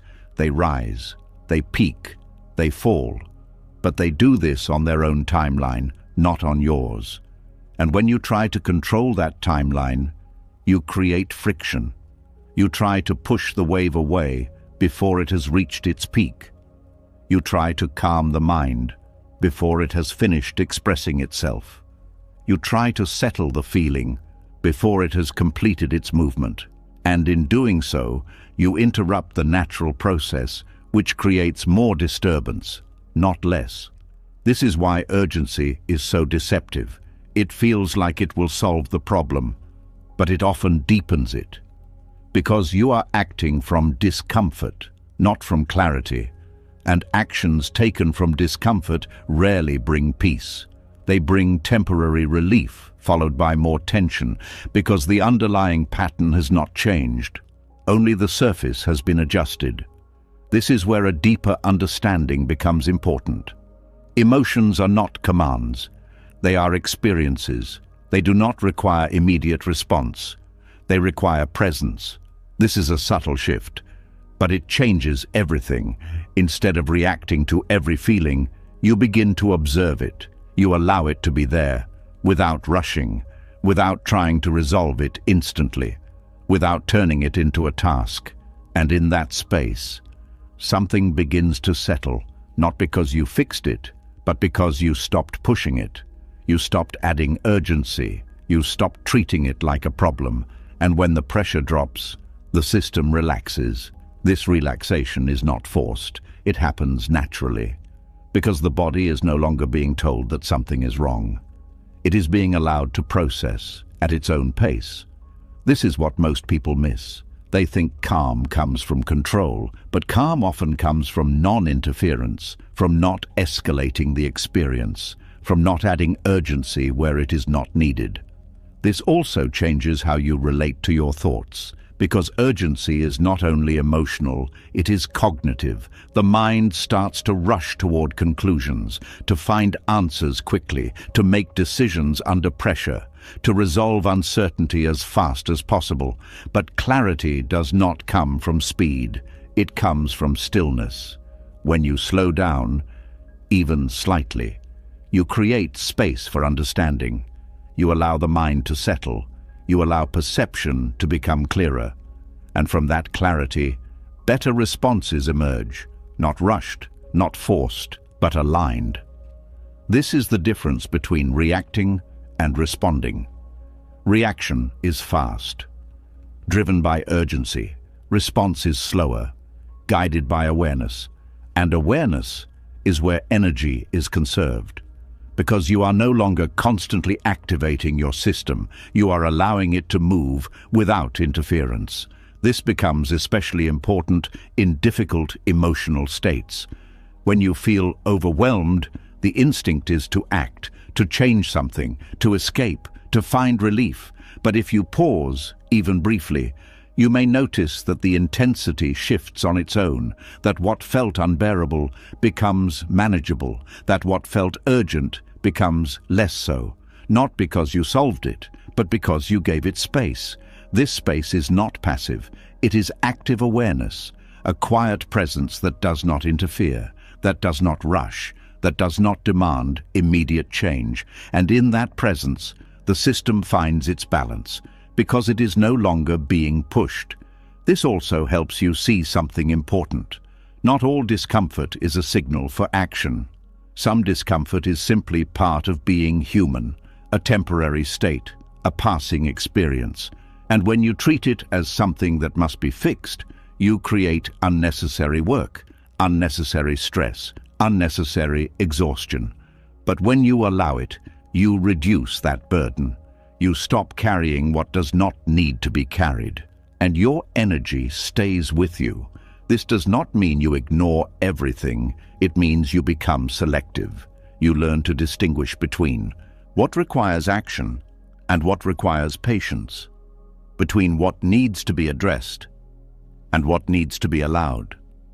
This distinction is not always obvious, but it becomes clearer with practice. The more you observe, the more you understand, the more you slow down, the more you see, and over time, you develop a different relationship with your inner experience, one that is not driven by urgency, but guided by awareness. And awareness is stable. It does not rush. It does not panic. It simply sees. And from seeing comes clarity. From clarity comes wise action. And from wise action comes less exhaustion, because you are no longer reacting to every wave. You are allowing the waves to rise and fall without pulling you in. This creates a sense of space, a sense of distance from the intensity, not detachment in a cold way, but in a grounded way. You are still present, still aware, but not overwhelmed. And that changes how you move through life, because you are no longer constantly responding to internal pressure. You are choosing when to act, when to wait, when to simply observe. This choice is where freedom exists. Without it, you are driven by every feeling. With it, you are guided by understanding, and understanding reduces the need for urgency, because you trust the process. You trust that not everything needs to be resolved immediately. You trust that emotions can move on their own. You trust that clarity will come when the mind is calm. And this trust is deeply restorative, because it removes the constant demand for action, the constant pressure to fix, the constant belief that something is wrong. And in that removal, energy returns, not in bursts, but in steadiness. A quiet, sustainable energy that is not drained by urgency, because you are no longer living in a state of internal emergency. You are living in awareness, and awareness does not exhaust you, it supports you. So the next time a strong feeling arises, notice the impulse to act immediately, to fix it, to resolve it, and instead pause. Let the feeling be there, without rushing, without pressure, without urgency, just for a moment. And see what happens, not with expectation, but with openness. Because in that pause, you may discover something important, that the wave moves on its own, that the intensity softens without force, that the urgency was not real, it was created. And once you see that, you no longer have to follow it. You can step back, you can breathe, you can allow. And in that allowing, you begin to feel something that may have been missing for a long time. Calm. Not because everything is perfect, but because you are no longer rushing against yourself. And from that calm, healing continues. Quietly, naturally, without force. Because for the first time, you are not treating your inner world like an emergency. You are meeting it with space. And that space is what restores you. And as you begin to slow down that inner urgency, as you stop treating every feeling like something that must be fixed right away, another quiet pattern starts to reveal itself. Because even when you are no longer rushing, even when you are allowing your emotions to move, there can still be a subtle tension inside you, a need that doesn't shout but lingers, a desire that says, someone needs to understand this, a hope that says, if they truly see me, then I can finally relax. And without realizing it, you begin to carry another kind of weight, the weight of needing to be understood. Let's go deeper. There is a kind of exhaustion that does not come from doing too much, or even from feeling too much. It comes from trying to be seen, trying to be validated, trying to make your inner experience make sense to someone else. At first, this seems natural. You feel something deeply, and you want to share it. You want someone to hear you, to acknowledge it, to say, "I understand." Because that kind of response feels comforting. It feels like connection. It feels like relief. And in many ways, it is. But slowly, without noticing, this simple desire can become something heavier. It can become a need, not just to express, but to be confirmed. Not just to share, but to be validated. And once that shift happens, your peace begins to depend on something outside of you. You no longer just feel your experience. You wait for someone else to agree with it, to reflect it back, to make it real. And when that does not happen, something tightens. You feel misunderstood, ignored, dismissed, alone. And that feeling can be more exhausting than the original emotion itself. Because now, you are not only dealing with what you feel, you are also dealing with the gap between your experience and how it is received. This is where the exhaustion begins to grow.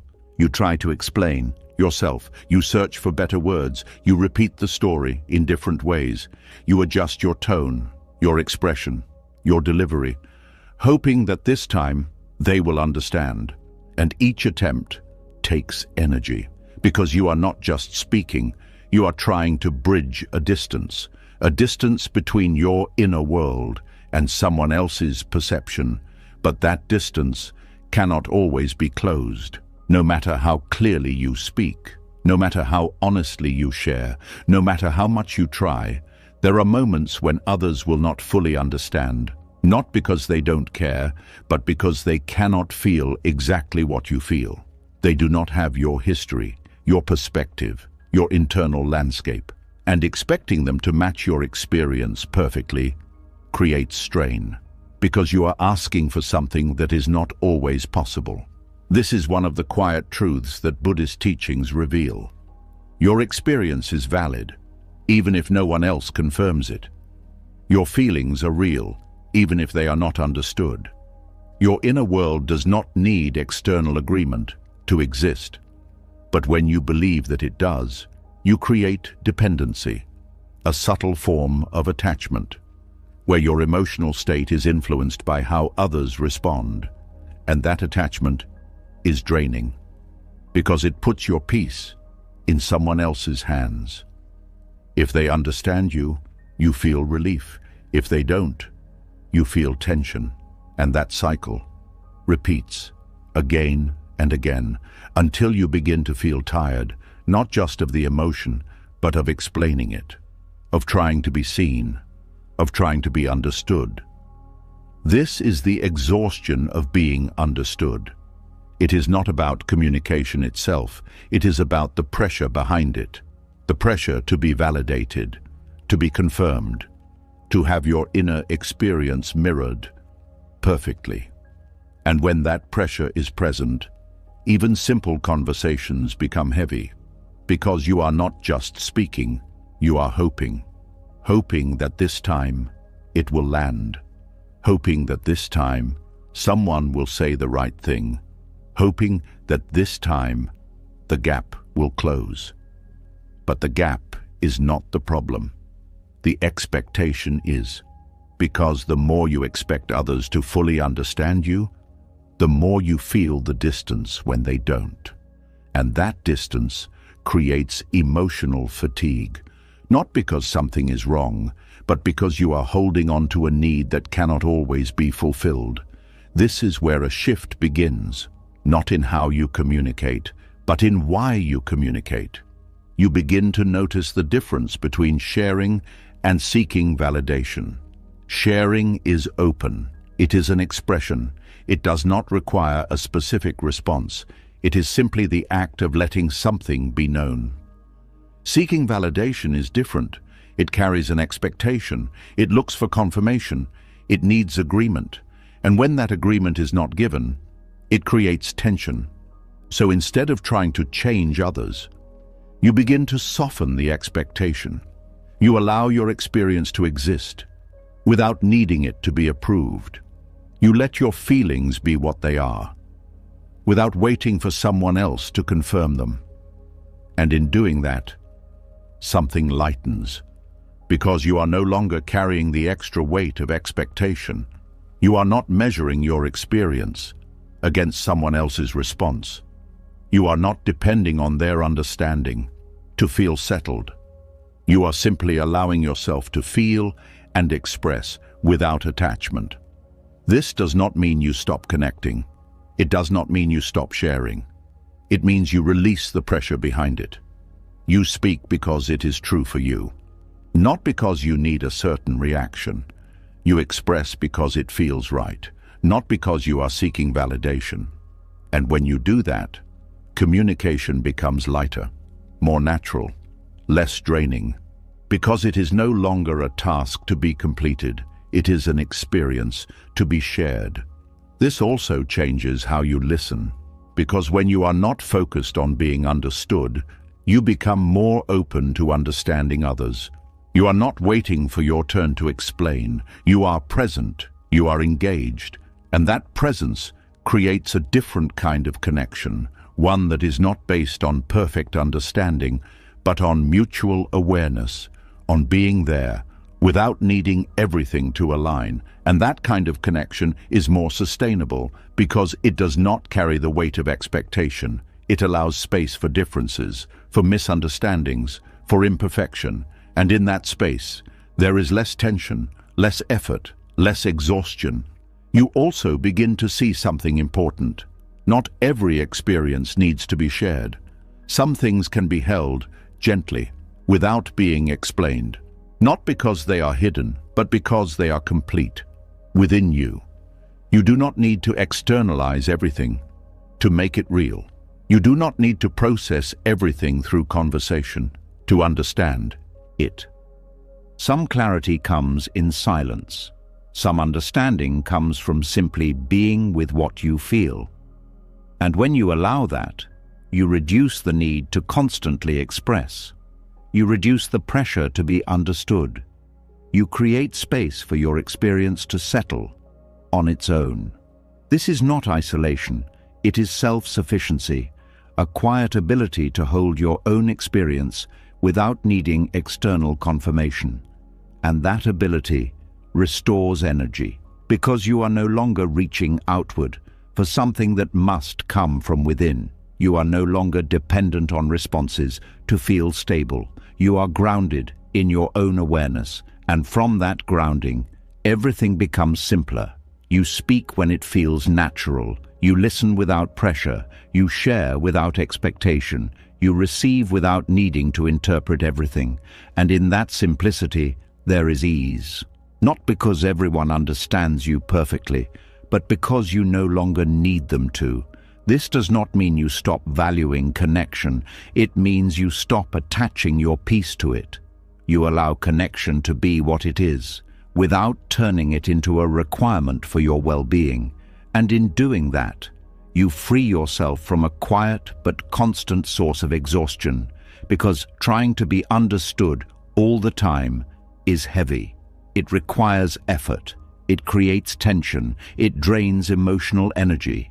But allowing yourself to exist without needing that constant validation is light.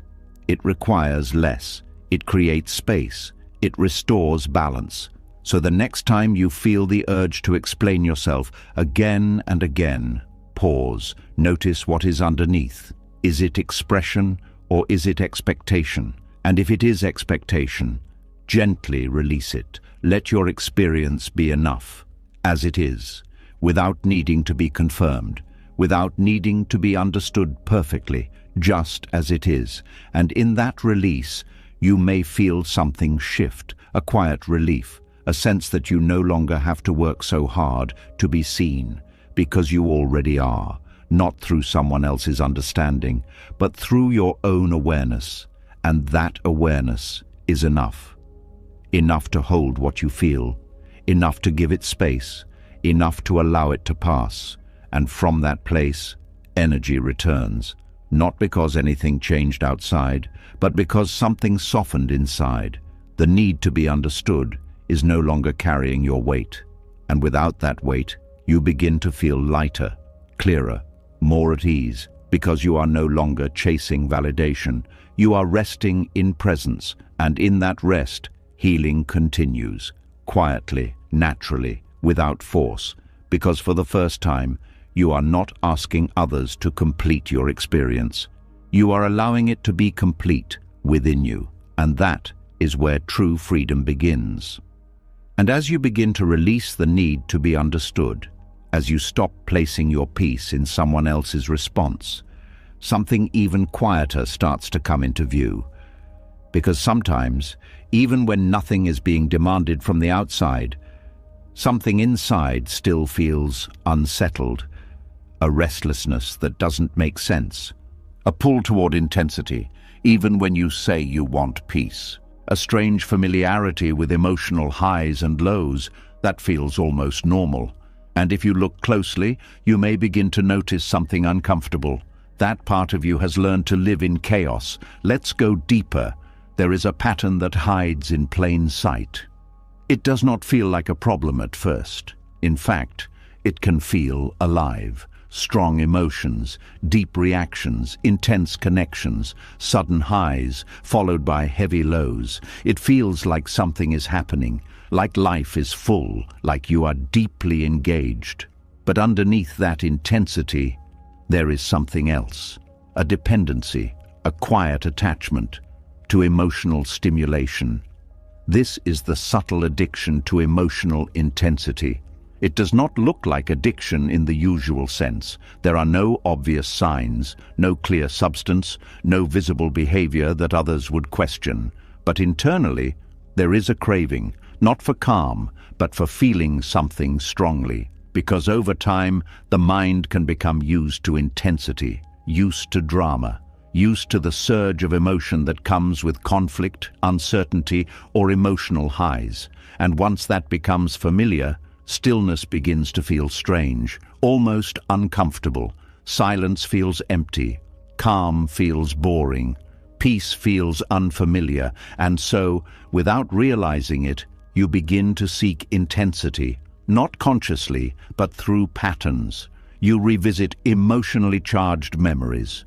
You engage in conversations that trigger strong reactions. You stay connected to situations that create emotional movement. Because that movement feels like life.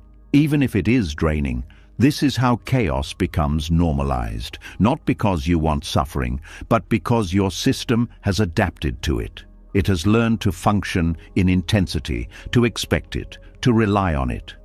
And when it is not there, something feels missing. This is one of the quiet traps of emotional exhaustion, because it is not always caused by too much happening. It can also be caused by the constant need for something to happen. The mind becomes restless in stillness. It looks for stimulation, for something to react to, for something to engage with emotionally. And that constant engagement uses energy, even when it feels familiar, even when it feels natural. Think about how often you find yourself drawn to emotionally charged situations. Conversations that carry tension, memories that bring strong feelings, thoughts that create urgency, even when you know they drain you. There is a part of you that returns to them because they feel alive. This is not a flaw, it is conditioning. The nervous system adapts to what it experiences repeatedly. If you have lived in environments where emotions were intense, where calm was rare, where stability was inconsistent, your system may have learned that intensity is normal, that stillness is not safe, that peace is unfamiliar. So even when life becomes quieter, you may feel unsettled, not because something is wrong, but because something is different. And the system does not yet recognize it as safe, so it seeks what it knows, intensity, even if that intensity is exhausting. This is why some people feel tired, but cannot rest, because rest feels empty. It lacks the stimulation they are used to. And without that stimulation, the mind starts searching, creating scenarios, replaying emotions, engaging with anything that brings movement. This is not conscious. It happens automatically, but the effect is clear. Energy is constantly being used, not for real situations, but for internally generated intensity. This is what makes it subtle, because from the outside, nothing is happening, but inside, there is constant activity, constant emotional engagement, constant stimulation, and over time, that becomes draining. Not in a sharp way, but in a steady, ongoing depletion. This is where awareness becomes important. Not to judge yourself, but to see the pattern, to notice when you are drawn toward intensity, when you seek out emotional movement, even when you don't need it, when you feel uncomfortable in calm, and look for something to fill the space. This noticing is the beginning of change, because once you see it, you are no longer fully inside it. You have a choice, a small one, but important, to stay with the calm instead of escaping it, to allow stillness, even if it feels unfamiliar, to resist the urge to create intensity, just to feel something. This is not easy, because the mind may react. It may say, "This is boring, this feels empty, something is missing," and those thoughts can pull you back into old patterns. But if you stay, even for a moment, you begin to notice something different. The calm is not empty. It is quiet. It is spacious. It is not lacking. It is open. But because you are not used to it, it feels unfamiliar. And unfamiliar often feels uncomfortable. Not because it is bad, but because it is new. So the practice is not to force yourself into calm. It is to become comfortable with it, gradually. To sit in stillness, without needing to fill it. To feel peace, without questioning it. To allow moments where nothing is happening, without searching for something. This shifts your relationship with emotional experience. You no longer need constant intensity to feel alive. You begin to appreciate subtlety, small sensations, gentle emotions, quiet presence, and in that shift, your system begins to recalibrate. It learns that calm is safe, that stillness is not a problem, that peace is not emptiness. It is rest. This recalibration takes time, because patterns that have been repeated for years do not disappear instantly. But each moment of awareness, each time you choose not to engage with unnecessary intensity, each time you allow calm to exist, you are changing something. You are teaching your system a new way of being. And slowly, the need for intensity decreases, not completely, but enough to create balance. You still feel deeply. You still experience emotions, but you are not dependent on high intensity to feel alive. You can exist in a quieter state without discomfort. And that changes everything, because now your energy is not constantly being pulled into emotional spikes. It is conserved, it is stable, it is available. This also affects how you relate to others. You are less drawn to drama, less reactive to conflict, less engaged in situations that create unnecessary emotional movement. Not because you avoid life, but because you no longer need intensity to feel connected. You can connect through presence, through calm, through simple awareness, and that kind of connection is less draining, more sustainable, more real, because it is not built on emotional spikes, but on steady attention. This is where emotional exhaustion begins to fade, not because life becomes easy, but because you are no longer feeding patterns that drain you. You are no longer creating intensity where it is not needed. You are allowing life to be as it is. And in that allowing, there is less movement, less tension, less energy being used unnecessarily. So the next time you feel the urge to engage with something intense, pause, notice it. Not as something to follow, but as something to observe, and then gently return to what is already here, the breath, the body, the quiet, even if it feels unfamiliar, because in that unfamiliar space, there is something valuable, something that has been missing. Rest, not just physical rest, but emotional rest. A break from constant engagement, a break from constant intensity, a break from patterns that keep you active, even when you are still. And in that rest, you begin to feel something shift, a softening, a slowing down, a return to balance, not because you forced it, but because you stopped feeding what was draining you, and that is where true recovery begins, not in adding more, but in removing what is unnecessary, in allowing calm, in reducing intensity, in choosing presence over stimulation. And from that place, you begin to feel lighter, more stable, more at ease, because you are no longer dependent on chaos to feel alive. You are alive, in the quiet, and that quiet is where your energy returns, slowly, naturally, without force, because for the first time, you are not chasing intensity, you are allowing stillness, and in that stillness, you begin to rest, not just on the surface, but deeply, where it matters most, and from there, healing continues. And as you begin to loosen your grip on intensity, as the need for constant emotional movement starts to quiet down, something unfamiliar begins to appear. Not excitement, not stimulation, and not even clarity, but space, a quiet, open space that can feel strange at first, almost uncomfortable, because for so long your mind has been filled with thoughts, with reactions, with emotional activity.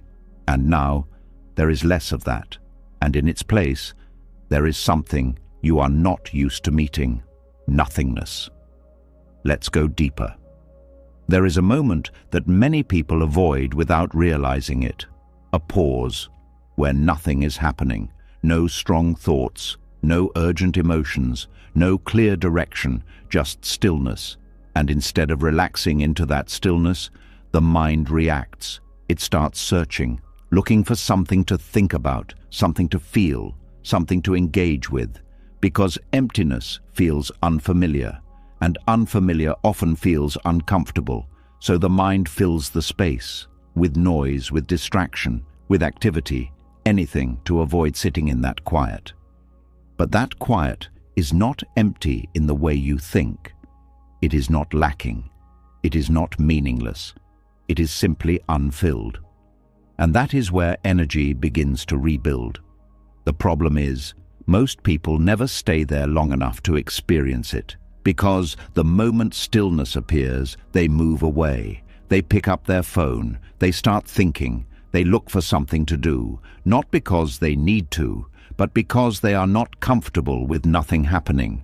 This is one of the deeper causes of emotional exhaustion, the inability to remain in stillness without needing to fill it. Because when you constantly fill every space, your system never fully rests. Even when you are not physically active, your mind is working, and that work consumes energy.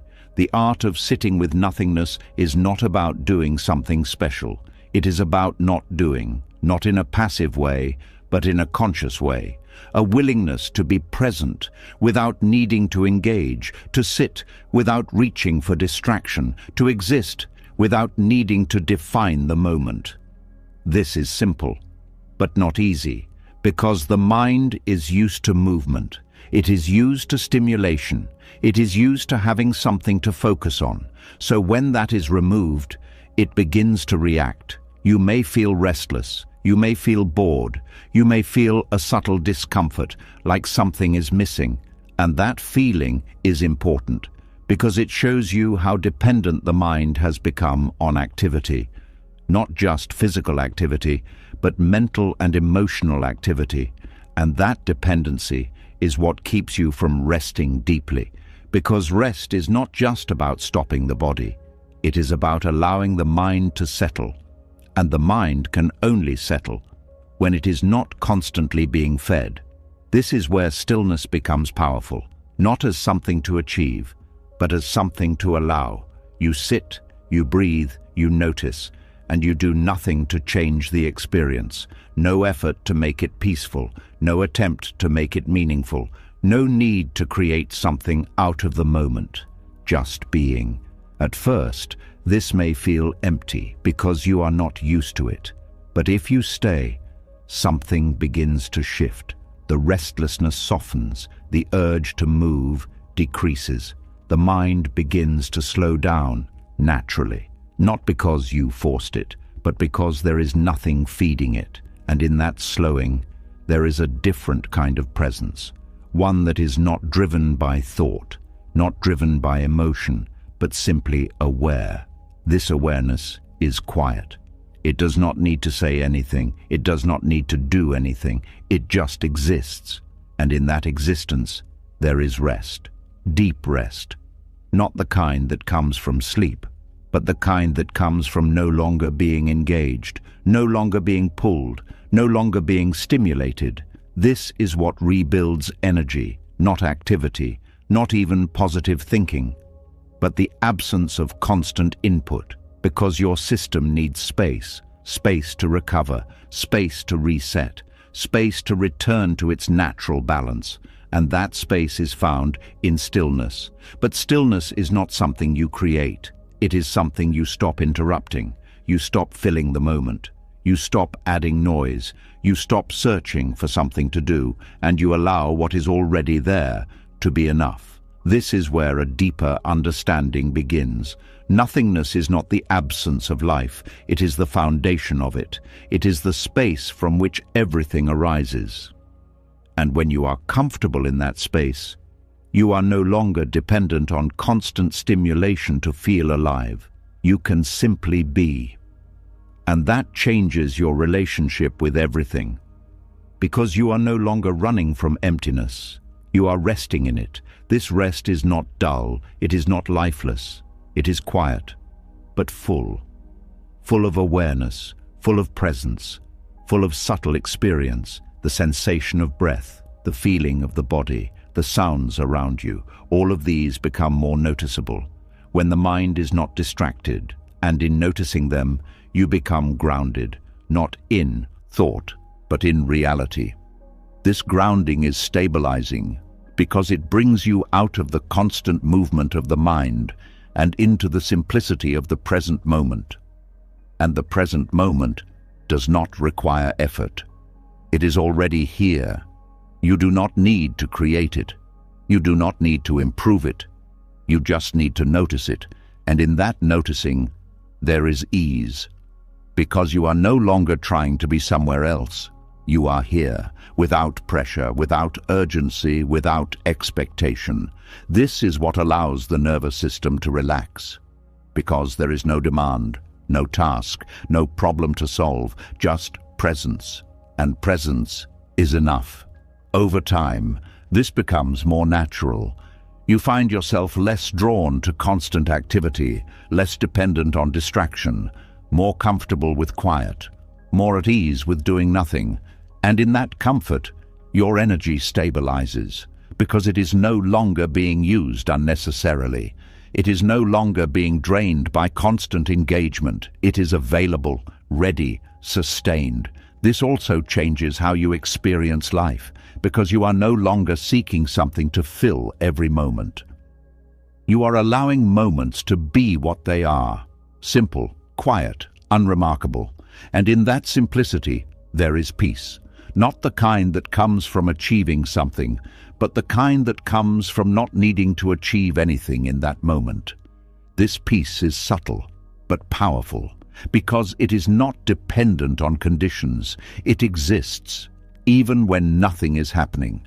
And when you can access that, you are no longer afraid of emptiness. You are no longer running from stillness. You are no longer filling space out of discomfort. You are resting within it. And that rest is what restores you. So the next time you find yourself in a quiet moment, resist the urge to fill it, just for a little while. Stay, sit, breathe, let the moment be empty without changing it, and notice what happens, not immediately, but gradually. The discomfort fades, the mind slows, the body softens, and something deeper begins to emerge, a sense of calm, a sense of presence, a sense that nothing is missing, because in that moment, everything you need is already there. And in that realization, energy returns, not from doing more, but from allowing less, from letting the mind settle, from letting the body rest, from letting the moment be enough. And that is the art, not of adding, but of removing, not of controlling, but of allowing, not of filling, but of resting. And from that place, healing continues, quietly, naturally, without force, because for the first time, you are not trying to escape the space. You are living in it, and in that space, you begin to feel whole again. And as you begin to rest in that quiet space, as stillness stops feeling empty and starts feeling safe, something else slowly comes into focus, because even in silence, even when your own mind is calm, there is another place your energy can be pulled. Not from your thoughts, not from your past, but from other people, a subtle pull that feels like care, a deep sensitivity that feels like love, a habit of feeling what others feel, as if it were your own. And at first, it feels like a gift, but over time, it can become something heavy. Let's go deeper. There is a kind of emotional exhaustion that comes from caring too deeply, without boundaries, not just understanding others, but absorbing them, not just listening, but carrying, not just feeling with someone, but feeling for them and instead of them. This is what can be called hyper-empathy. It is not simply kindness. It is not just compassion. It is an overextension of emotional connection, where the line between your experience and someone else's begins to disappear. You don't just notice their pain, you feel it. You don't just understand their stress, you take it on. You don't just support them, you become responsible for their emotional state. And at first, this may feel natural, especially if you have always been the one who understands, the one who listens, the one who senses what others are going through, even without words. But over time, this ability can turn into a quiet form of self-abandonment, because while you are tuned into others, you begin to lose connection with yourself. Your attention moves outward, your energy follows, and your own needs become less visible, not because they are gone, but because they are no longer your focus. You are focused on how others feel, what they need, what they are going through, and slowly, you begin to adjust yourself around them.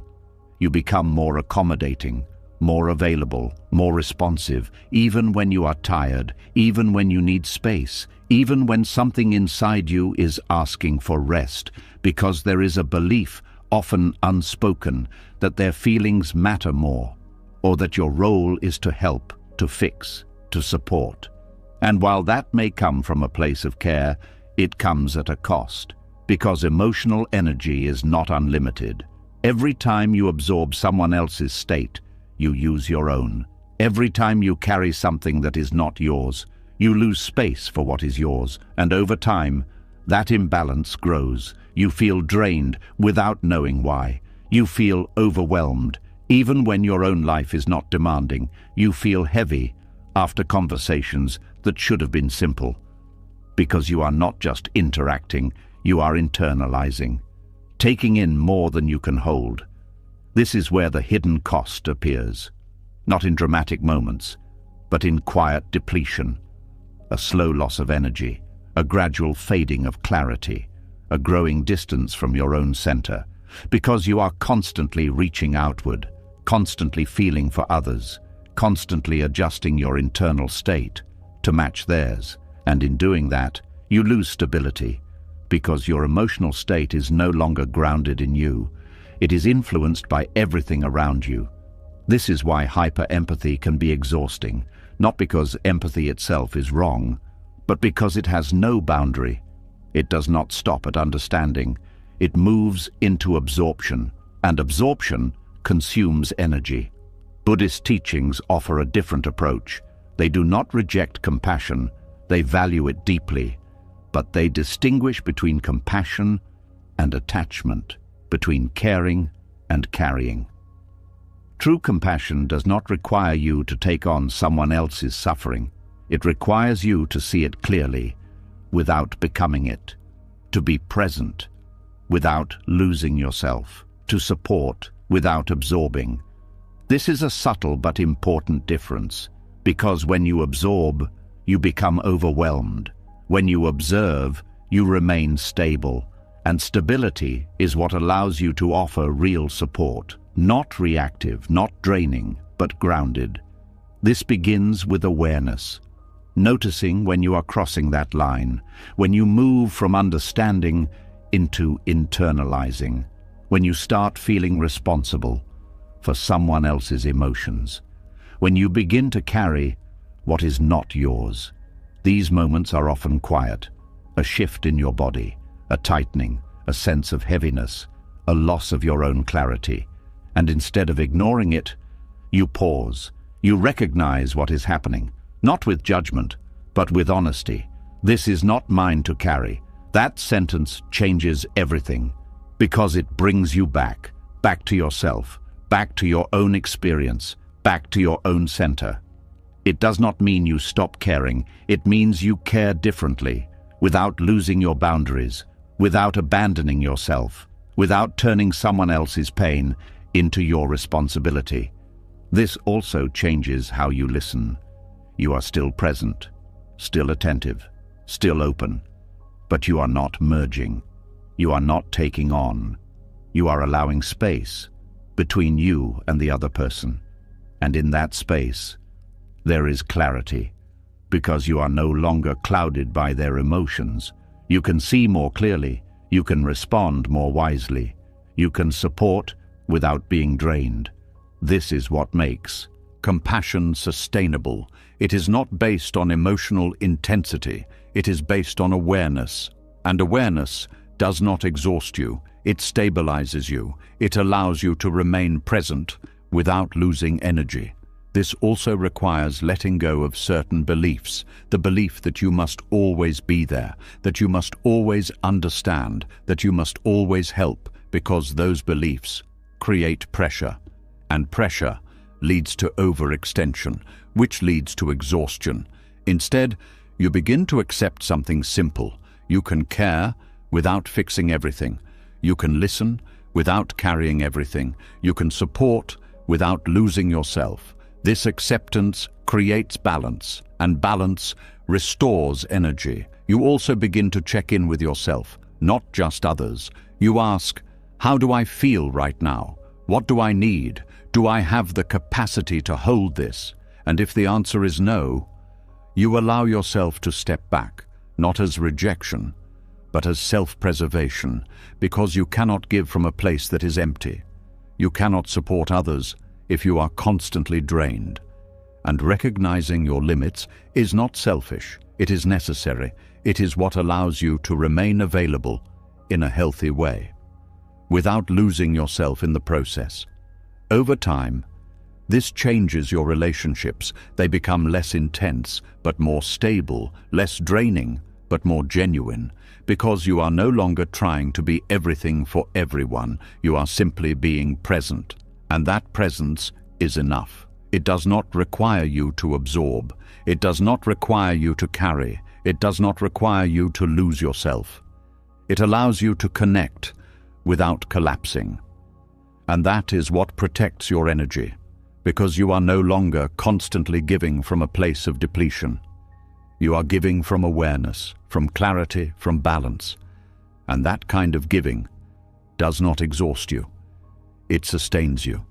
So the next time you feel pulled into someone else's emotional state, pause, notice the shift, and gently return to yourself, not by closing off, but by grounding, by remembering where you end and where they begin, by allowing their experience to be theirs and yours to be yours. And in that separation, there is freedom, not distance, but clarity, not detachment, but stability. And from that stability, energy returns, because you are no longer carrying what does not belong to you. You are no longer losing yourself in the process of caring. You are present, balanced, whole, and from that place, your compassion becomes stronger, not because it is deeper, but because it is sustainable. And in that sustainability, you begin to feel something shift, a sense of lightness, a sense of space, a sense that you can care without being consumed. And that is where emotional exhaustion begins to fade, not because you stopped feeling, but because you stopped overfeeling beyond your capacity. And in that balance, healing continues, quietly, naturally, without force, because for the first time, you are not abandoning yourself in order to be there for others. You are including yourself in the care you give, and that inclusion changes everything. And as you begin to return to yourself, as you stop carrying what does not belong to you, something else becomes clear in a very quiet way. Because even when you are no longer absorbing others, even when your boundaries are stronger, there is still something inside that can stretch a simple feeling into something heavy. Not because the feeling is too much, but because of what the mind adds to it. A single moment becomes a long story. A simple emotion becomes a complex narrative. A passing wave becomes something that lingers, and slowly, without noticing, you begin to feel more than what is actually there. Let's go deeper. There is a difference between feeling and extending a feeling. Feeling is direct, it is immediate. It is what arises in the moment, a sensation in the body, a shift in the chest, a quiet movement of emotion. It comes, and if allowed, it passes. But the mind rarely lets it stay that simple. It begins to add, to interpret, to build a story around what is happening, why this is happening, what it means, what it says about you, what it says about others, what might happen next. And in doing so, it stretches the experience. It takes something small and makes it larger, not intentionally, but automatically. This is where emotional exhaustion often grows, not from the original feeling, but from the narrative built around it. A moment of sadness becomes, "I always feel this way." A moment of rejection becomes, "No one understands me." A moment of uncertainty becomes, "I'll never figure this out." And each of these thoughts adds weight, not because they are true, but because they are repeated. And repetition strengthens experience. The more you think something, the more real it feels. The more you revisit it, the more it expands, until the original feeling is no longer the main issue. The narrative is, and the narrative does not end easily, because it feeds itself. Each thought leads to another. Each interpretation leads to another. Each conclusion leads to another question. And the mind becomes busy, not with the feeling itself, but with everything built around it. This is what creates emotional heaviness, not the emotion, but the extension, the exaggeration, the continuous layering of thought on top of sensation. This is where the practice of emotional minimalism begins, not by reducing your feelings, but by reducing what you add to them. You allow the emotion, but you do not build a story around it. You feel it without extending it. You experience it without turning it into something larger than it is. This is a subtle shift, but it changes everything, because you are no longer feeding the emotion. You are allowing it to exist in its simplest form, without commentary, without interpretation, without projection. And in that simplicity, the emotion becomes lighter, not because it is less real, but because it is not being amplified. Think about how often a feeling lasts longer than it needs to, not because it is strong, but because it is being revisited, replayed, expanded. The mind keeps returning to it, adding new layers, creating new meanings, and each layer keeps the emotion alive. This is not necessary. The emotion itself is temporary. It does not need to be extended, but the mind does not always know that, so it continues, trying to understand, trying to explain, trying to make sense of what is already complete, and in doing so, it keeps the experience active. This is where energy is used, not in feeling, but in maintaining the story, in holding the narrative, in keeping the loop going. And that loop becomes exhausting, because it does not resolve, it continues, until you interrupt it, not by force, but by simplicity. You return to the raw experience, what is actually here, right now. Not the story, not the interpretation, just the sensation, a tightness, a heaviness, a movement in the body, and you stay with that, without adding, without explaining, without expanding, just feeling. This is emotional minimalism. It is not about suppressing, it is about simplifying, removing what is unnecessary, allowing only what is real to remain. And when you do that, something changes. The emotion does not grow, it does not spread, it stays contained. And because it is contained, it can pass, naturally, without resistance, without interference, without being prolonged. This also changes how you relate to your thoughts, because you begin to see that not every thought needs to be followed. Not every interpretation needs to be believed. Not every story needs to be completed. Some thoughts are simply extensions, not reflections of truth, but additions, and you can choose not to engage, not by pushing them away, but by not feeding them, by returning again and again to what is actually present. This requires awareness, because the mind is fast. It builds narratives quickly. It moves from sensation to story in seconds. So the practice is to notice that movement, to catch it early, to see when a simple feeling is turning into something larger, and to gently step back, not into analysis, but into presence. You feel the emotion, you acknowledge it, and you stop there. No further, no extension, no elaboration, just the experience. This may feel incomplete at first, because the mind is used to finishing the story, to reaching a conclusion, to creating meaning. But meaning is not always necessary. Sometimes experience is enough, and when you allow that, you reduce the burden, because you are no longer carrying layers of thought. You are only holding what is real, and what is real is often lighter than what is imagined. This also creates a different relationship with time, because narratives often extend experience into the past and future. You think about what happened, you think about what might happen, and the present moment becomes filled with both. But emotional minimalism brings you back to now, to what is actually happening in this moment. And in this moment, the experience is usually simpler, less complicated, less overwhelming, because it is not mixed with everything else. It is just what is here. And that simplicity is calming. It reduces mental activity. It reduces emotional intensity. It creates space. And space is where energy returns, because you are no longer using it to maintain complex narratives.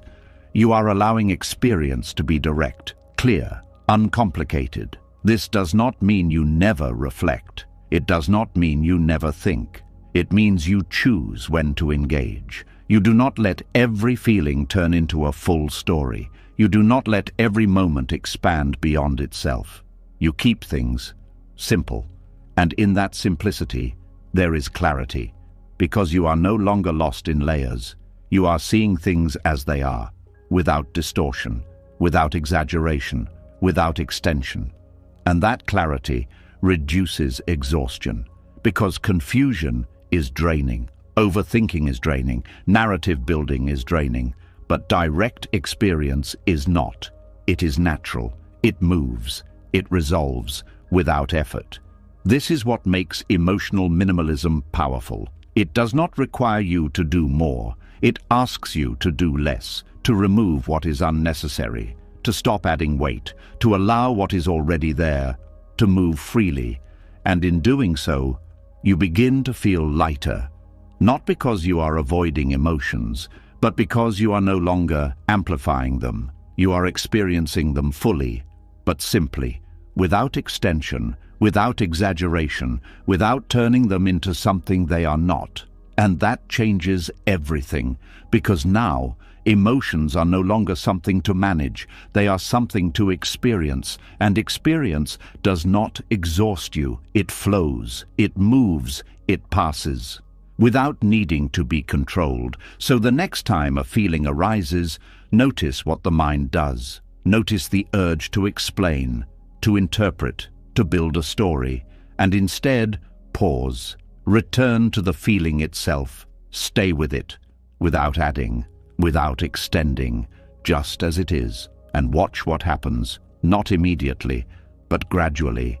The intensity softens, the duration shortens, the experience becomes lighter. Because it is no longer being carried forward, it is allowed to complete itself, and in that completion, there is release, and in that release, there is energy. Energy that is no longer tied up in narratives. Energy that is no longer drained by overthinking. Energy that is available for presence, for awareness, for living. And from that place, you begin to move differently, not reacting, not extending, but experiencing, fully, simply, and letting go. And that is where emotional exhaustion begins to dissolve. Not through effort, but through simplicity. Not through control, but through allowing. And from there, healing continues, quietly, naturally, without force, because for the first time, you are not turning your feelings into something heavy. You are letting them be what they are. And in that, you find ease, real ease, the kind that does not come from solving everything, but from not adding more than what is already there. And that ease is what restores you. And as you begin to simplify your inner world, as you stop stretching emotions into long stories, something even more subtle begins to reveal itself. Because even when you are no longer adding narratives, even when you are allowing feelings to come and go, there can still be a quiet tension inside, a watching, a checking, a constant scanning of your own state. Why do I feel like this? Is this normal? Am I healing fast enough? Is this getting better or worse? And without realizing it, you turn your attention inward, not with ease, but with pressure. Let's go deeper. There is a kind of exhaustion that comes from looking at yourself too much. Not physically, but mentally. A constant observation of your own emotions, a habit of analyzing every feeling, a need to understand every shift in your internal state. At first, this may seem helpful. You think you are becoming more aware, more in control, more in touch with yourself. But slowly, it becomes something else, a loop, where you are not just feeling your emotions. You are monitoring them, tracking them, judging them, trying to measure your progress. And that process becomes heavy, because instead of simply experiencing, you are observing yourself experiencing. There is a distance, a split.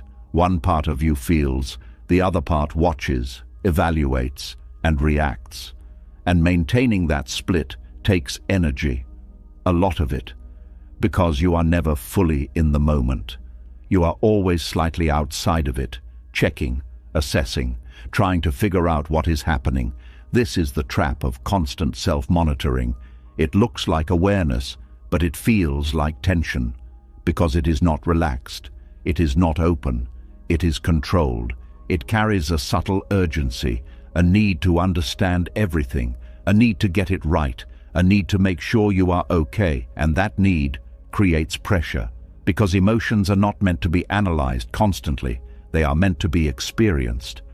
But when you monitor them, you interrupt that experience, you turn it into a task, something to manage, something to figure out. And that shift changes how it feels. A simple emotion becomes complex, not because it is, but because of how you are relating to it. Think about how often you ask yourself questions like, why am I feeling this? What does this mean? How do I fix this? Is this progress? Am I doing this right? These questions may seem harmless, but they keep your mind active. They keep you in analysis mode. They prevent you from simply being, and that constant activity drains energy, because the mind is always working, always trying to solve something, even when nothing needs to be solved. This is where the confusion begins. You start to feel tired, not because of the emotion, but because of the effort to understand it. And that effort never ends, because the mind can always find another question, another angle, another interpretation. So the process continues. You feel something, you analyze it, you analyze it, you feel more, you feel more, you analyze again, and the loop goes on. This is not clarity, this is over-engagement, and over-engagement leads to fatigue. Buddhist teachings point to a different way, a way of awareness that is not analytical, but observational, not driven by questions, but by presence. Instead of asking, "Why is this happening?" you notice, "This is happening." Instead of trying to understand the emotion, you feel it directly, without commentary, without interpretation, without turning it into something to solve. This is a different kind of awareness, one that does not divide you, one that does not create distance, one that allows you to be fully present in your experience. And in that presence, there is less effort, because you are not doing anything extra. You are not adding layers. You are not trying to control the process. You are simply allowing it. This allowance reduces tension, because the mind is no longer working constantly. It is not trying to figure everything out. It is resting within the experience. This is what brings relief, not more understanding, but less interference, not more analysis, but more presence. Because sometimes the need to understand is what keeps you stuck. It keeps you looking at the emotion instead of moving through it. It keeps you focused on the process instead of allowing the process to unfold. And that focus becomes heavy. This is especially common when you are trying to heal, because healing often comes with expectations. You want to feel better. You want to see progress. You want to know that things are improving. And so you monitor, you check, you evaluate, trying to measure something that does not move in a straight line. And when it does not meet your expectations, you feel frustrated, you feel stuck, you feel like something is wrong. But the issue is not the pace of healing. It is the constant observation of it, because healing, like emotion, needs space. It needs room to move, to shift, to unfold. And when you are constantly watching it, you create pressure, a subtle demand that it should be different. And that demand slows it down. Not because healing is resisting you, but because you are interfering with its natural rhythm. This is where the shift begins. Not by stopping awareness, but by softening it, making it lighter, less focused, less analytical, more open, more relaxed. You still notice what you feel, but you do not chase it. You do not question it immediately. You do not try to define it. You let it exist without needing to explain it. This creates space, and in that space, the experience becomes simpler, less complicated, less heavy. Because it is no longer being examined from every angle. It is just being felt. This also helps you reconnect with your body, because self-monitoring often keeps you in your head, thinking, analyzing, evaluating. But presence brings you back to sensation, to breath, to what is actually happening, beyond thought. And in that return, there is grounding, a sense of being here instead of being inside your mind. This grounding is important because it stabilizes you. It gives you something real to rest in, not concepts, not interpretations, but direct experience. And direct experience does not require effort. It is already there. You just need to notice it without turning it into something more. Over time, this changes how you relate to yourself. You become less critical, less focused on fixing, less concerned with constant improvement, and more accepting of what is. Not in a passive way, but in a natural way. You allow yourself to feel without needing to track it. You allow yourself to exist without needing to evaluate it. And in that allowance, there is ease, because you are no longer under observation. You are not performing. You are not being measured. You are simply being. And that is where energy returns. Because you are no longer using it to monitor yourself. You are no longer splitting your attention. You are no longer creating internal pressure. You are whole, present, undivided. This does not mean you never reflect. It means you choose when to reflect. You do not do it constantly. You do not turn every moment into analysis.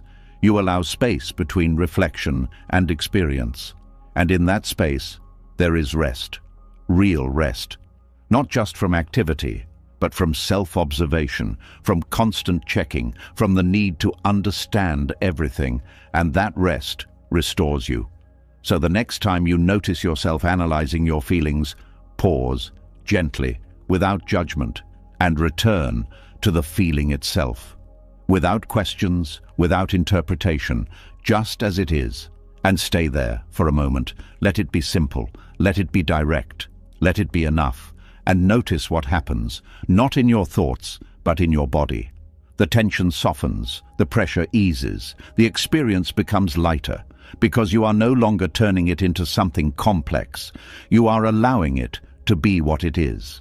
And in that simplicity, there is freedom. Freedom from constant monitoring, freedom from over-analysis, freedom from the need to get it right.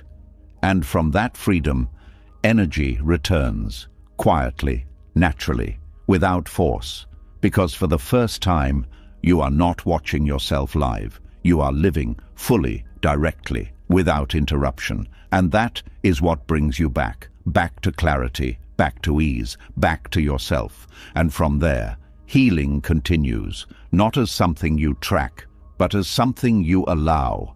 And in that allowance, you finally begin to rest. And as you begin to step out of that constant self-monitoring, as you stop watching yourself from a distance, something else quietly comes into view. Because even when you are no longer analyzing every feeling, even when you are present, there can still be a pressure that follows you, a timeline that lives in your mind, a quiet expectation that says, by now, this should be over. And without realizing it, you begin to measure your healing. Let's go deeper. There is a hidden clock inside the mind. It does not show hours or minutes, but it keeps track of something else, progress. It measures where you are against where you think you should be. It compares your current state to an imagined version of yourself that feels better, stronger, more healed. And when those two do not match, it creates pressure. You begin to think, I should be over this by now. I thought I would feel better by now. Why am I still dealing with this? What is wrong with me? These thoughts seem small, but they carry weight, because they turn your experience into a problem, not because of what you feel, but because of when you feel it. This is what can be called psychological time, not real time, but mental time. The time created by expectation, by comparison, by the belief that your inner world should follow a certain schedule. And when it doesn't, you feel behind, you feel stuck, you feel like something is wrong. This is one of the quiet causes of emotional exhaustion. Because you are not just experiencing your emotions, you are measuring them, judging them, comparing them to a timeline that does not exist outside your mind. And that comparison creates tension. Because reality does not follow your expectations, healing does not move in straight lines, emotions do not disappear on schedule. Some days feel lighter, some days feel heavy again, some moments feel clear, some moments feel confusing. And this movement is natural. But when you overlay a timeline onto it, you turn that natural movement into frustration. Because you expect consistency, you expect progress, you expect resolution. And when those expectations are not met, you resist, not the emotion itself, but the fact that it is still there. This resistance is exhausting, because you are fighting something that is already happening. You are arguing with reality, saying, this should be different. And that argument uses energy, a lot of it, because it never ends. Reality remains as it is, and the mind keeps insisting that it should not. This is where the shift begins, not by changing your emotions, but by changing your relationship with time. You begin to see that healing is not something you achieve. It is something that unfolds, not in a straight line, but in waves, not according to your expectations, but according to deeper processes that are not always visible. This requires letting go of the timeline, letting go of the idea that you should be somewhere else by now. And this is not easy, because the mind likes structure, it likes knowing, it likes progress, it likes the feeling of moving forward. But emotional healing does not always provide that. It moves in cycles, in layers, in ways that are not always logical. And when you accept that, something softens. You stop asking, why is this still here? And you begin to say, this is here right now. That shift removes pressure, because you are no longer comparing your present to an imagined future. You are simply allowing what is here to exist. This does not mean you stop growing. It means you stop forcing growth to happen on your schedule. You allow it to happen naturally, without rushing, without measuring, without judging. And in that allowance, there is relief. Because you are no longer behind. You are simply where you are. And where you are is enough. This also changes how you experience difficult moments, because instead of thinking, I thought I was past this, you begin to see it differently. You see it as part of the process, not a step backward, but a movement within the cycle. And that perspective reduces frustration, because you are not interpreting the experience as failure. You are seeing it as continuation. This reduces emotional strain, because you are no longer adding judgment to the experience. You are allowing it, and allowing uses less energy than resisting. This is where freedom begins, not in eliminating difficult emotions, but in removing the pressure around them, the pressure to be different, the pressure to be better, the pressure to be done, because those pressures create tension, and tension drains you. When you drop psychological time, you drop that tension. You stop living in comparison. You stop measuring your experience. You stop asking when it will end. And you begin to stay with what is, fully, without expectation, without urgency, without the need to move forward faster. This creates a sense of space, a sense of openness, because you are no longer confined by a timeline. You are not trying to reach a point. You are simply experiencing the moment, and the moment is always manageable. It is the timeline that makes it feel overwhelming.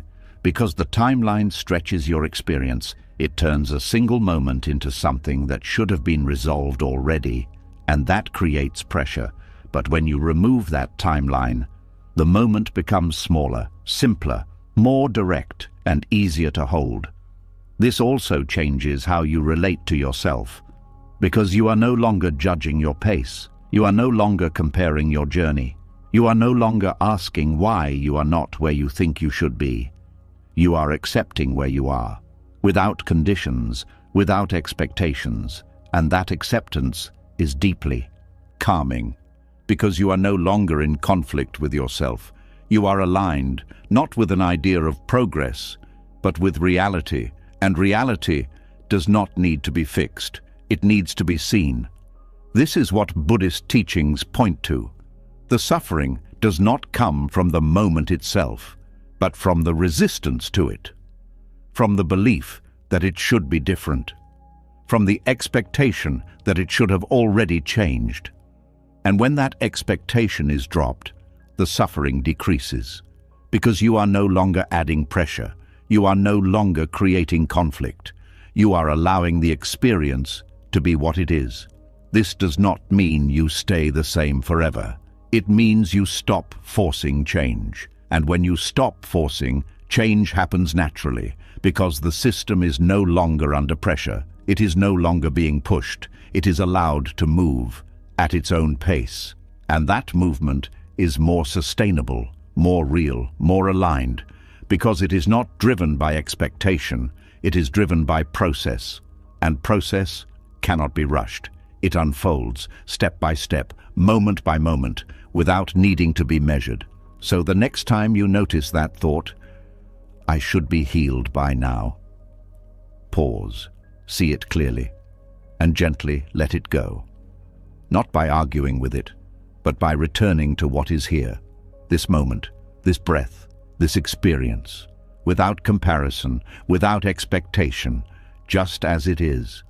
And in that return, you may feel something shift, a release, a lightness, a sense that you are no longer behind, because there is nowhere you need to be, except here.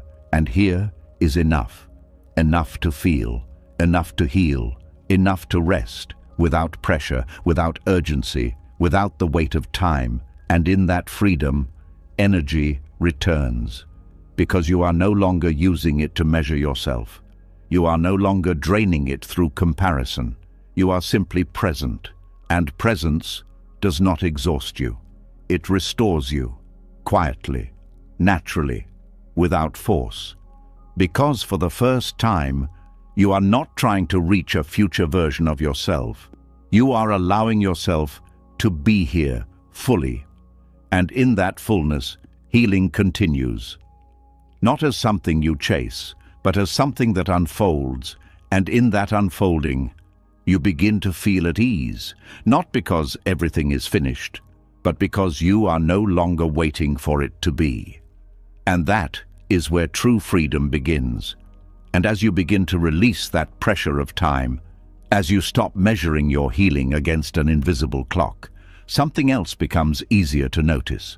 Because when the mind is no longer rushing, when it is no longer comparing or forcing progress, your attention naturally begins to drop lower, out of the head and into something more immediate, something that has been speaking the entire time, but often ignored.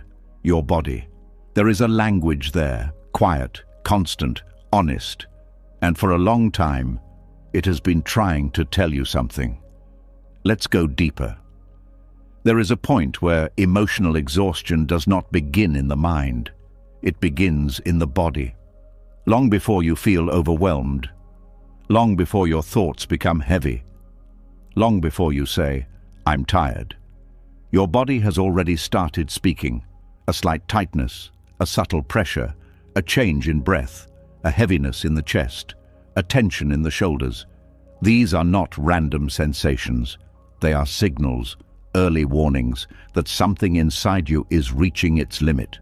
But most people do not listen at this stage, not because they cannot feel it, but because they have been trained to ignore it, to push through, to keep going, to override what the body is saying in order to meet expectations, responsibilities, or internal pressure.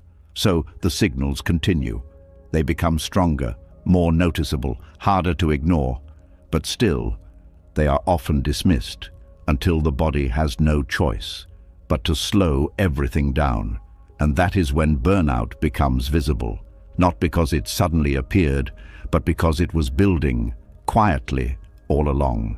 This is why the body is the first teacher of burnout. It speaks before the mind understands. It reacts before the thoughts form. It knows when something is too much, even when you do not admit it to yourself.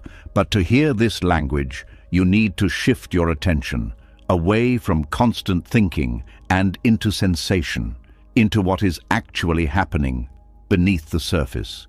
Because the body does not communicate in words. It communicates in feeling, and those feelings are direct, immediate, unfiltered. They do not explain, they show.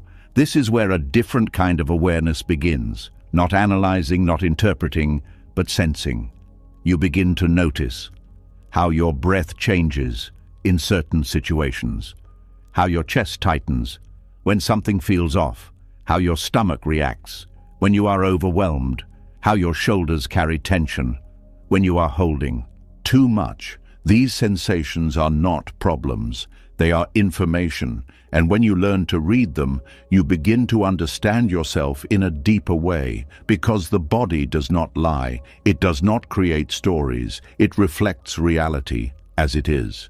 If something is too much, it shows you. If something is misaligned, it signals you. If something is being forced, it resists.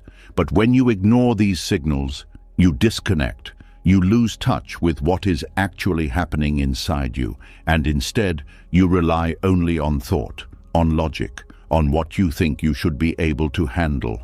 And that disconnect creates imbalance, because you are no longer responding to reality. You are responding to expectation. This is where emotional overload begins, not in one moment, but in repeated moments of ignoring the body, saying yes when the body is tight, continuing when the body is tired, engaging when the body is asking for space. Each of these moments adds pressure.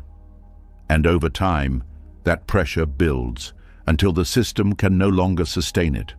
And that is when exhaustion becomes unavoidable. But it does not have to reach that point, because the body gives you many opportunities to adjust, to pause, to listen, to respond differently, before things become overwhelming. The key is awareness, noticing the early signals, the subtle ones, before they become strong. Because the earlier you notice, the easier it is to respond. A slight tightness in the chest can be addressed. A small shift in breathing can be adjusted. A gentle sense of discomfort can be acknowledged. But if these are ignored, they grow. Not because they want to, but because they are not being heard. This is why learning to read your body is so important. It allows you to catch imbalance early, before it becomes exhaustion, before it becomes burnout. And this reading is not complicated, it is simple, but it requires attention. You begin by slowing down just enough to feel, not to think about what you feel, but to actually feel it. Where is the tension? Where is the pressure? Where is the discomfort? And instead of moving away from it, you stay. You observe. You allow yourself to experience it without immediately reacting. This is where understanding begins, because the body is not just showing you what is happening, it is showing you what needs attention. If your chest is tight, something may be overwhelming. If your breath is shallow, something may be creating stress. If your shoulders are tense, something may be being carried unnecessarily. These are not diagnoses, they are invitations to look closer, to adjust, to respond, not from thought, but from awareness. This also changes how you make decisions, because you are no longer relying only on logic. You are including your body. You are noticing how it responds to what you are doing, to what you are considering, to what you are about to say yes to. And that response gives you information, not always clear, but real. You may feel a sense of ease or a sense of resistance, and instead of ignoring that, you include it. You ask yourself, does this feel right in my body? Not just in my mind, because the mind can justify anything, but the body responds honestly. And when you learn to trust that response, you make choices that are more aligned, more sustainable, less draining. This also reduces the need for constant correction, because you are not waiting until something feels overwhelming. You are adjusting early, responding early, before the pressure builds. And that prevents exhaustion, not by avoiding life, but by staying connected to yourself within it. Over time, this connection becomes stronger, more natural. You begin to notice your body throughout the day, not in a forced way, but in a quiet, ongoing awareness, a check-in, a sensing, a presence. And in that presence, you stay aligned, not perfectly, but enough. Enough to avoid the extremes, enough to maintain balance, enough to keep your energy stable. This also changes how you experience emotions, because you begin to feel them in the body, instead of only thinking about them. You notice how sadness feels, how anxiety feels, how stress feels, as sensations. And when you stay with those sensations, without turning them into stories, they move, they shift, they release. And that release restores energy, because you are not holding the emotion. You are allowing it to pass through the body, naturally. This is one of the deeper aspects of healing. Not understanding everything, but feeling what is there, fully, and letting it move. And the body is where that movement happens. So when you reconnect with it, you reconnect with the natural process of release, without forcing, without controlling, without needing to fix. This is what reduces emotional overload. Because you are no longer holding everything in the mind, you are allowing it to move through the body, where it can complete itself. And once it completes, it does not stay, it passes. And with that passing, there is space, there is lightness, there is energy. Not because you created it, but because you stopped blocking it. This is why the body is such an important teacher. It shows you what is happening before you understand it. It guides you. Before things become too much, it reflects your state in real time, but only if you listen, only if you pay attention, only if you are willing to feel instead of ignore. So the next time you feel tired, do not only look at your thoughts, look at your body. Notice what it is telling you, not with judgment, but with curiosity. What is tight? What is heavy? What is asking for attention? And instead of pushing through, pause, listen, respond, even in small ways, because small adjustments prevent large exhaustion. Small awareness prevents deep burnout. And over time, this changes everything. You become more connected, more responsive, more aligned, not because you are trying harder, but because you are listening better. And in that listening, energy returns, not in bursts, but in steadiness. A quiet, sustainable energy that comes from being in tune with yourself. Because you are no longer ignoring the signals, you are learning from them. And that learning is what keeps you balanced, what keeps you aware, what keeps you from reaching the point of collapse. Because you no longer wait until it is too much. You notice before it becomes too much. And that is the wisdom of the body, simple, direct, always present. And when you trust it, you begin to move through life with less strain, less resistance, less exhaustion, because you are no longer disconnected. You are here, in your body, feeling, listening, responding, and in that connection, you find something that has been missing, a sense of stability, a sense of grounding, a sense that you are supported from within. And from that place, healing continues, not as something you chase, but as something you live, moment by moment, sensation by sensation, without force, because for the first time, you are not ignoring yourself, you are listening, and in that listening, you begin to recover, naturally, fully, from the inside out. And as you begin to listen to your body, as you start noticing the early signals before exhaustion takes over, something else becomes clearer in a very quiet way, because sometimes the tension in your chest, the heaviness in your shoulders, the tightness in your breath, is not coming from your own life. It is coming from what you are carrying for others, not physically, but emotionally, and without realizing it, you have been holding things that were never yours to hold. Let's go deeper. There is a pattern that often hides behind kindness, behind care, behind the desire to help. It begins with something simple. You see someone struggling, you feel their pain, you want to ease it, and so you step in, you listen, you support, you try to fix, you try to take some of that weight away from them. At first, this feels right.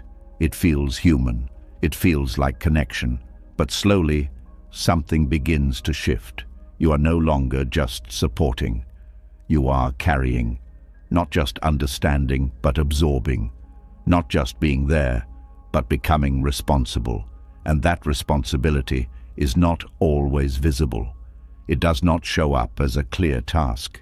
It shows up as a feeling, a heaviness, a sense that you need to make things better, that you need to help them avoid pain, that you need to protect them from consequences, and without noticing it, you begin to take on what does not belong to you. This is where the exhaustion begins, not from your own experience, but from holding someone else's, because every person has their own path, their own actions, their own consequences, and in Buddhist understanding, this is what is called karma, not as punishment, but as cause and effect. Each action leads to a result. Each choice creates an outcome, and those outcomes belong to the one who created them.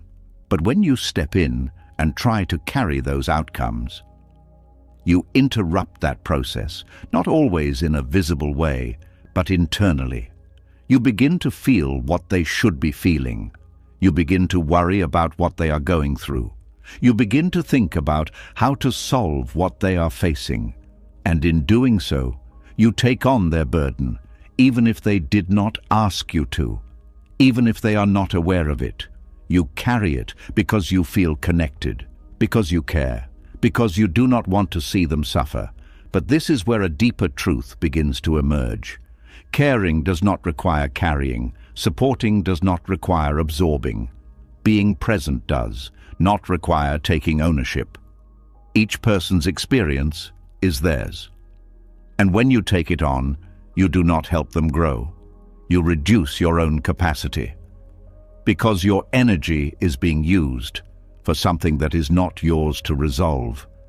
This is what creates emotional overload, not just from your own life, but from the lives of others, from their decisions, their struggles, their consequences. And the more you take on, the less space you have for yourself, the less clarity you have, the less energy you have, until eventually you feel drained, not because you have done something wrong, but because you have taken on too much. This is where the practice of letting others carry their karma begins, not as detachment, but as understanding, a recognition that each person must walk their own path, that each experience is part of their learning, that each consequence belongs to their choices. And when you interfere, you take away that opportunity, not intentionally, but naturally. Because growth comes from experience, from facing what arises, from learning through consequence. And when you remove that, you create dependency, not strength.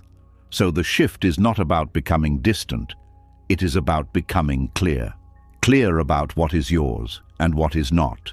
Clear about where your responsibility ends and where another's begins. This clarity is what protects your energy, because you are no longer carrying everything. You are only holding what belongs to you.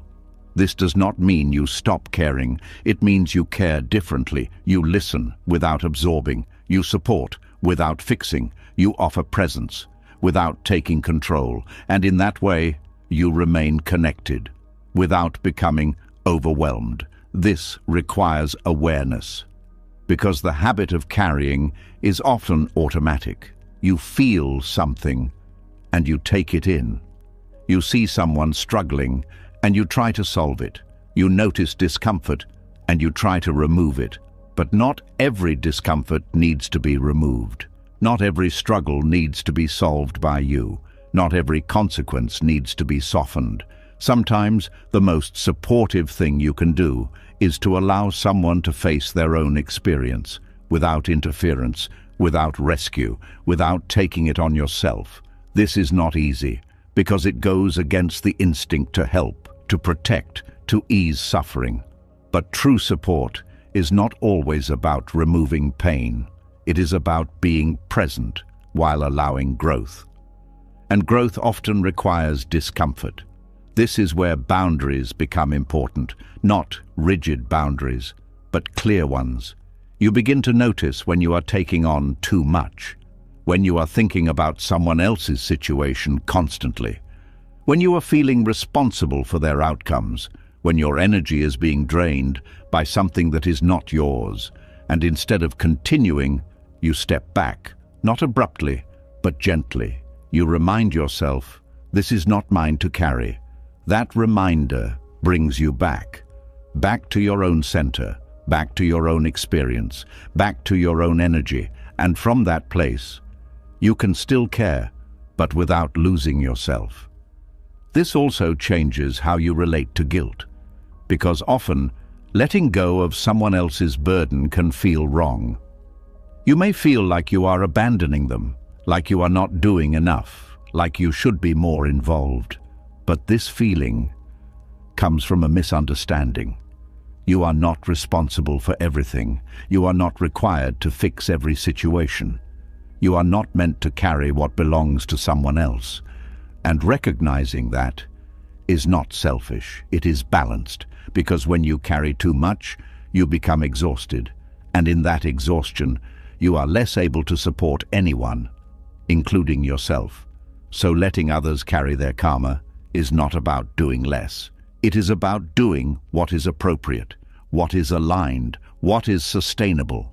It is about respecting the natural flow of cause and effect without interfering unnecessarily. This creates space, not distance, but clarity. A space where you can be present without being overwhelmed, where you can support without losing energy, where you can care without carrying everything. And in that space, there is balance, a balance between connection and independence, between support and responsibility, between care and self-preservation. This balance restores energy, because you are no longer overextended, you are no longer stretched beyond your capacity, you are grounded in what is yours. And that grounding stabilizes you. It allows you to move through life without constant emotional weight, without carrying what does not belong to you, without being pulled into every situation. This also changes how you experience relationships. They become lighter, less intense, more stable, because you are not trying to control outcomes. You are not trying to fix everything. You are simply present. And that presence is enough. It does not require you to absorb. It does not require you to carry. It allows each person to be responsible for their own path. And in that responsibility, there is growth for them and for you, because you are learning to trust that others can handle their own experiences, to trust that you do not need to intervene in everything, to trust that letting go is sometimes the most supportive action, and that trust reduces exhaustion, because you are no longer holding everything together. You are allowing things to unfold naturally, without force, without interference. So the next time you feel the urge to take on someone else's burden, pause, notice it, and gently ask yourself, is this mine to carry? And if the answer is no, let it go. Not with resistance, but with understanding. Allow them to walk their path. Allow them to experience their consequences. Allow them to grow through what they are facing, and return to yourself, to your breath, to your body, to your own experience, because that is where your energy belongs. And when you keep it there, you remain whole, you remain stable, you remain present, and from that place, you can still care, but without being consumed. You can still support, but without being drained. You can still connect, but without losing yourself. And that is where emotional exhaustion begins to lift, not because life becomes easier, but because you are no longer carrying what was never yours. And in that release, there is lightness, there is space, there is energy, returning, quietly, naturally, without force, because for the first time, you are not holding everything together. You are allowing things to be. And in that allowing, you begin to rest deeply, fully, without the weight of others on your shoulders. And from there, healing continues, steady, balanced, real. You've been carrying more than you realized, not just your thoughts, but your stories. Not just your emotions, but your resistance to them. Not just your life, but the weight of others, the pressure of time, the need to be understood, the habit of overthinking, the pull toward intensity. And slowly, all of it turned into exhaustion. But now something has shifted. You've seen that your energy didn't disappear, it was being drained. By replaying the past, by rushing to fix every feeling, by measuring your healing against time, by watching yourself too closely, by carrying what was never yours, by turning simple emotions into heavy narratives, and more importantly, you've seen that none of this is permanent. Because the moment you stop interfering, energy returns. The moment you stop rushing, calm appears. The moment you stop carrying, you feel lighter. The moment you allow, things begin to move again. Healing was never something you had to chase. It was something waiting for you to stop resisting. So tonight, you don't need to fix everything. You don't need to understand everything. You don't need to be anywhere else. Just be here, breathing, feeling, allowing, and that is enough. If something in this journey spoke to you, write in the comments. I release the weight, not just as words, but as a quiet decision. And if you're ready to keep rebuilding your mind, one layer at a time, subscribe to the channel and join me in the next one. Your energy is coming back, slowly, naturally, and this time, you're not losing it again.